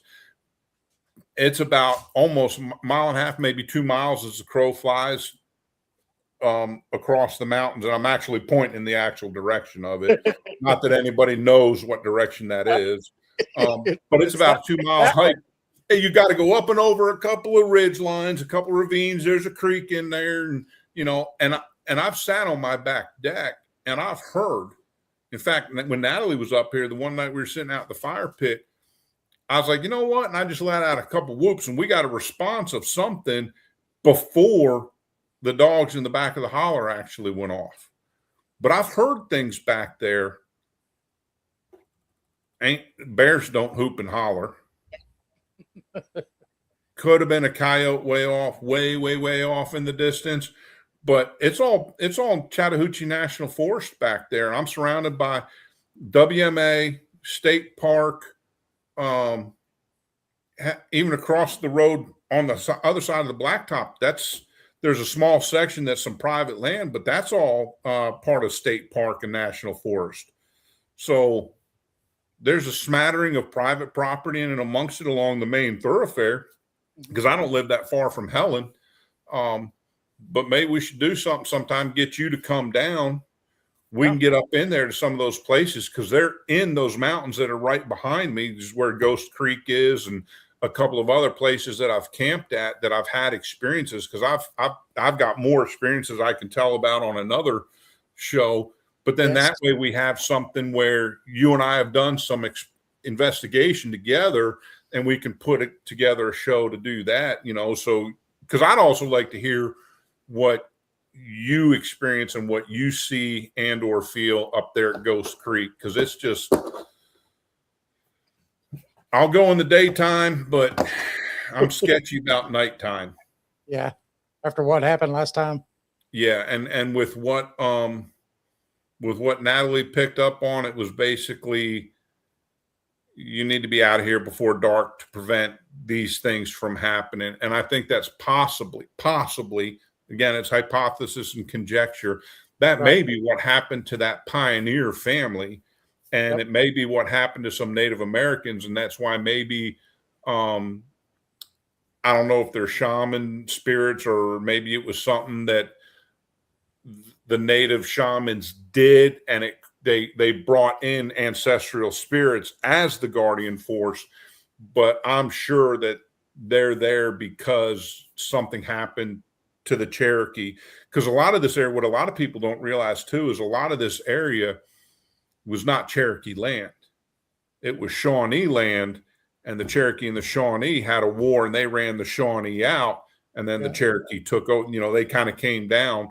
So there's a lot of that, and people always want to make these comments, and I don't want to get political, but Native Americans have been fighting and killing each other for generations, thousands of years over land and resources. It used to be this. The Comanche did it to the Apache, Aztecs did it to everybody else, the Sioux did it to the that's, you can look at through history where their territories and their lands change and shift and expand and contract. And, so it's something that's possibly predates the Cherokee. It may not be something the Cherokee did. It could be something, one of those elemental type, or just a dark evil force, and they managed to corral it and defeat it and secure it. I don't know, but then you get these white settlers that come in, Scots Irish, and it may have just turned bad for them. That may be what that was. So I don't know, but the more people that can see and experience it and say, then we can build those data points and see what it is. So that'd be cool. I'd love to have you guys come down. Yeah, we'll definitely have to set something up, especially we're not that far apart. Yeah, I was going to say, you're not too far away, I don't think. No, I'm not sure on I don't want to say it with, whatever. I don't know anybody knows anything but where you're at. But like Gatlinburg, and it's 3.5 hours from me. Townsend is about 4 hours. And that's mostly because there's no direct, you got to go over the river, cross these mountains, go around the loop-de-loops, come over here, and and then you got to run across, like coming from Cleveland, Tennessee. Cleveland, Tennessee is an hour and a half for me. See, then I'm not even very far, because from me to Cleveland, Tennessee is not even 40 minutes. Yeah, see, so you'd be about 2.5 hours away, and the worst part about that would be the traffic on 64 coming east, past the Ocoee and all that. How that road is. That'd be the worst part. And then you could just run down 19 and be here in no time. Yep. And like I said, with Helen being right there, there's hotels, or if you want to do the camping thing, I got a bunch of spots. We just find where we can go camping at. And worst case scenario, maybe I'll have the bathroom I've been working on for a year done by then. I got the tile done. I need to do the grout and set the floor tile and all that. But I got space here. I got a spare bedroom here, or set up a camping rig out. It's been too hot and humid here in the last few weeks, but all spring into the early summer and late summer into the fall, and even during the winter, I usually sleep on my back deck outside, because you're not going to hear anything inside. Nope. So, I mean, we could, and I've even done that before. Some folks will come up and they camp right here. I don't have much space, but I got put the camping stuff up. We camp. I got a fire pit, and then we can punch off into the woods, use it as a base camp. So I like that. Yeah, absolutely. Yeah, you're not far, because where we live, we're right here on 75. So we're in between Knoxville and Chattanooga. Okay. Yeah. Yeah. You just run down 75 to catch 64 and straight west until you get to, I guess from there you'd almost to Murphy, and you'd hang a right on 19 and come down through Blairsville. And Blairsville is not far. It's just over the river, over the mountains. It's 35, 40 minutes for me to get to the VA clinic in Blairsville. So Yeah, it'd be a good time to have you all come down. Yeah, we'll definitely plan something because that sounds like fun. It would be. And we got a Squatch store in Helen. I can't believe they're making it where we got to pay to park now, because we could take my vehicle. I had local tags. We don't pay to park. Now, supposedly, we all got to pay. But, you know, we can go in and run around in Helen, too, if you don't want to run around the woods for the day, take a break, or if wife wants to go in there and do some shopping or whatever. We can go hang out at the Squatch store, because a friend of mine went in there just on a whim, and he asked the girl, he goes, "Hey, do you all get stories about Bigfoot in here from the locals?" And she's like, "Well, there's a reason everybody in Robertstown keeps their windows closed at night and nobody goes outside at night." Well, Robertstown's an unincorporated town, just up like here's Helen, here's Robertstown. And it's right at the base of Trey Mountain. There's all kinds of stuff that happen up there. So, you know, there's a lot of stuff that happens through here. There's another 2-hour discussion about all the other stuff, that reports I've heard and things that other people that some of them I personally know have experienced and gathered. So, yeah, it'd be a good time to have you guys come down. You got to go back on the website and fill out for another show. Yeah, we'll do it after you come down. We'll set something up. Yes. Have you come down and we can get out there and do some cool stuff. Yes. Yes. Anybody that wants to be a guest on the show, I'm going to throw this out at the end of the show here. All you have to do is go on to paranormal411.org. It says be a guest on the header up there. Click on it, you fill it out, and voila, it sends me and Jason an email, and we go, yes. Then it sends you an email back, and it's all good. And so it took me about 2 weeks to code all of that. I turned my home computer into a server, and I built that evidence analyzer to where you could put photos, videos, and stuff in there, and then it'll analyze them and actually come back if it sees anything. Or the audio analyzer, what it does, it pretty much timestamps and says what it thinks it hears, or it'll put a question mark.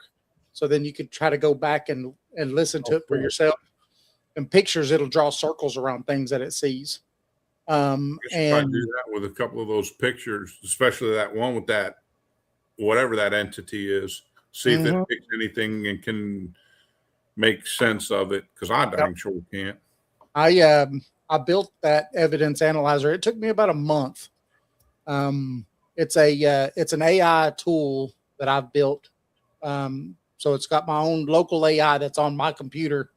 So when you upload stuff, it brings it to my computer from our website. My computer goes through it, processes it, analyzes it.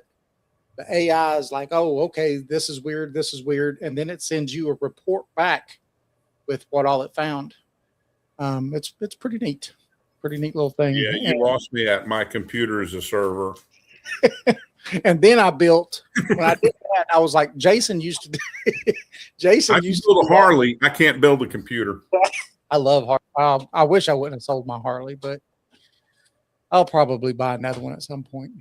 I'll rub it in about the 1974 shovelhead that I built as a frame up that's in my shed that I got a wire now. Oh.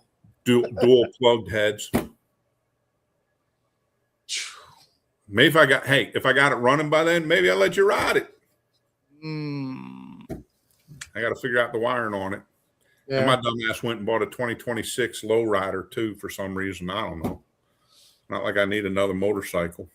See, mine that I had sold, I bought brand new as a 2017 Street Glide Special, and had that M8 or that MP8 motor, or M8 Milwaukee 8 motor, the Milwaukee 8 motor. Yeah. So it was the first iteration. In 2017, it was a 114 though, right? Yeah. Well, yeah, I got a 117. To 107. When I first bought it, it was the 107, the very first iteration of it. And now they're like 114, or actually 130. Yeah, 117. I got a one. Mine's a lowrider ST, the FXLR ST. Has it's the old. It's the reproduction of the old 70s style police bike fairing and the smaller bags, and it's got a 117 on it, and woo woo woo, woo woo woo. Uh-huh. Yeah. That's what I tell a lot of people. I was like, when I first bought that bike, I had the wife on the back Good night, of it, DJ. and just came out of third gear, not, didn't pop the clutch, just kind of came out of third gear and just kind of rolled with it. And that front end just started, I was like, whoa, and that's 1,000-pound motorcycle before you put anything else on it. It's 1,000-pound motorcycle, and that thing just started lifting that front end up like it wasn't nothing. I was like, yeah, she's got power. We'll have to talk about that stuff when you get down here, because I got some stories about some of those bikes that I built that I could tell you about doing stuff like that. Man. Oh, yes. I have been motorcycle rich and money poor too many times. There was one time I had 4 bikes in the garage. It's probably why she's an ex-wife too. Oh, I had 3 in mine at one point, but one of them was my wife's. She had a really nice, I think it was a 13 special edition. So it was actual signed and numbered special edition. Ooh. Yeah. And she was like, it's too pretty of a bike to drive. Yeah. See, I like the rat rod stuff. I've had some of the nice bikes, but I prefer the rat rod. But oh yeah, yes. That's what I got to rewire that one. I built that one from the frame up. Oh yeah, that's the dual plug shovel. I've had a couple of rigid kick onlys. I built rigids. I built soft tails. I had an 05 Electric Glide that I did a ton of work to. And like you said, it would pull. You feathered the clutch and jacked the throttle just right from a slow roll from first gear. When you hit second gear, it'd pull the front end off the ground. And like I said, it's a 1,000-pound bike. And, yeah. Getting too old for that stuff. Yes. Shit hurts when you crash. Remember that 6 broke ribs and my vertebrae I was talking about before the show? That's what caused it. Yeah. And that was at 10 miles an hour. That's all. That's how fast I was going, 10 miles an hour. Hey, it's them slow speeds that get you. Yeah, it was crazy because I'd just come out of a place with a buddy of mine. We was riding, and it had light rained. We was inside a place eating. It had just done just a light rain, so everything was just coated wet. And we went across the 4-lane interstate going out of the place, and the yellow stripe, as I was banking out of it, just my back tire just went whoop, and just I hit the ground so hard. This is what still puzzles me today. I hit the ground so hard that it knocked me completely out in the middle of a 4-lane highway, knocked me completely out. Oh. And when I came to, there's 2 cops there and an ambulance there. And adrenaline was pumping, so I didn't realize I'd broke ribs or anything yet. I picked that motorcycle up, told everybody I was sorry and I wasn't going to have an ambulance ride, hit the button, fired her up, and drove home. And then when I got home about 2 hours later, I was wondering why it was hard to breathe. Oh, Lord. Yeah. Yeah.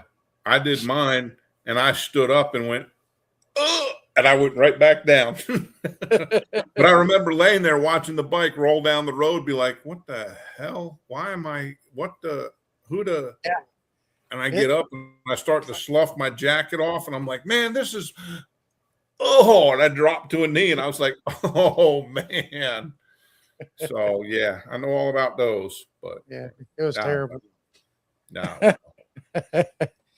Well, I'll let you tell everybody how to reach you and how to find you and all that stuff. And well, I don't really have a very large social media profile or anything. It's Shawn DB Cooper on Facebook. You can reach out to seekers. We do have a Facebook page. We deal mainly in the cryptid and that, and like I said, there is some layover. Most of us that are on seekers are also ASOG. There's several that aren't. So an ASOG will handle a lot of the high strangeness, but seekers, we do the same thing.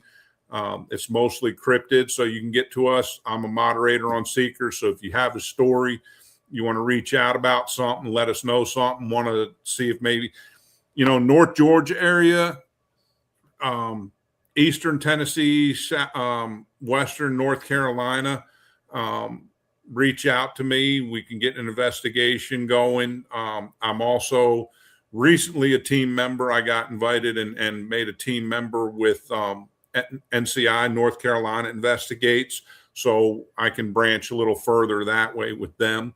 But yeah, we'll handle a lot of stuff.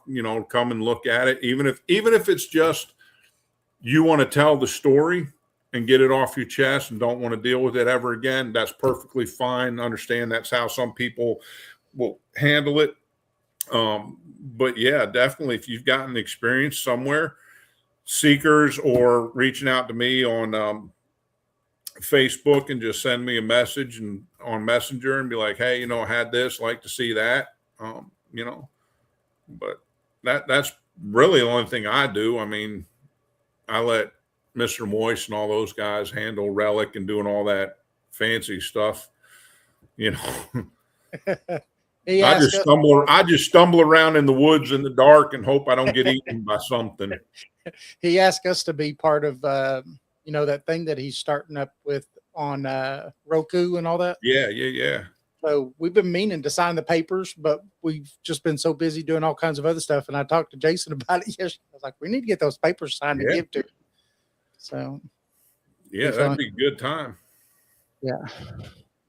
So maybe we'll start getting some of our shows seen there too. Tennessee, Kentucky Bigfoot. No, he's not great. He's moist. He's okay. He's mediocre. He doesn't need his head anyway. He ain't gonna get in his vehicle no more, no. Oh my Lord. I gotta stop. I gotta quit being that mean. No, that's funny.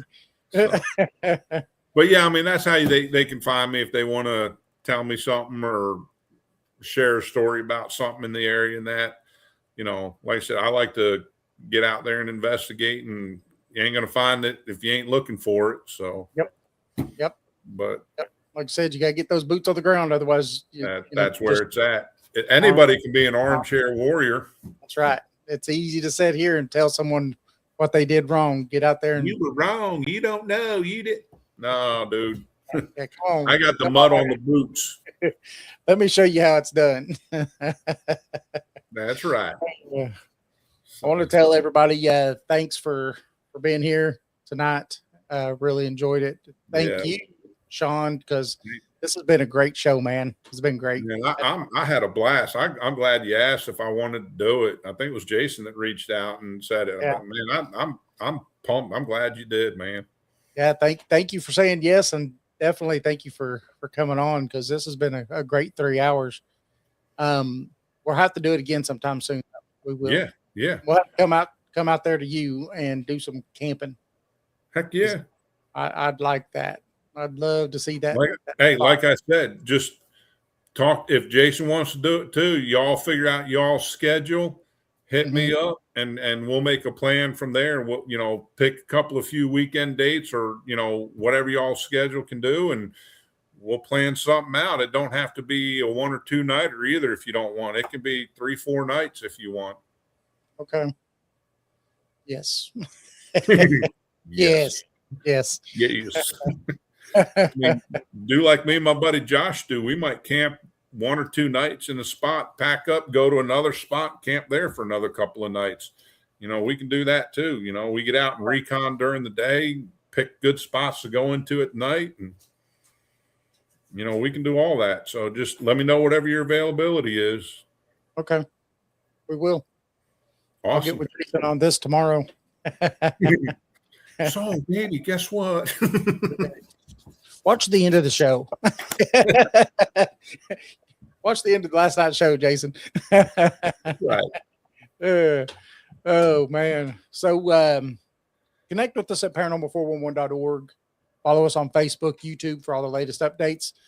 Remember, we're live every Wednesday from 7 to 8 p.m. Eastern time and Saturdays from 8 to 10. Catch us on Subspace Radio, and we're on all major podcast platforms. We do have 3 books: East Tennessee Hauntings and Lore Edition 2, A Comprehensive Guide to Paranormal Investigations, and The Haunted Ledger, all available on Amazon. Or you go to paranormal411.org and buy the books. Join us. Thank you, everybody. Have a good night.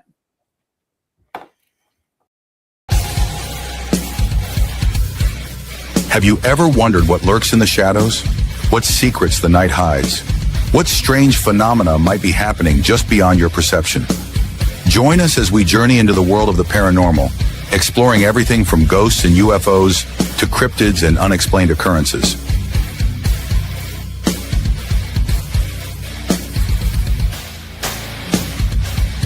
From haunted houses to all things paranormal, join us in the search for the truth behind the veil. Welcome to Paranormal 411.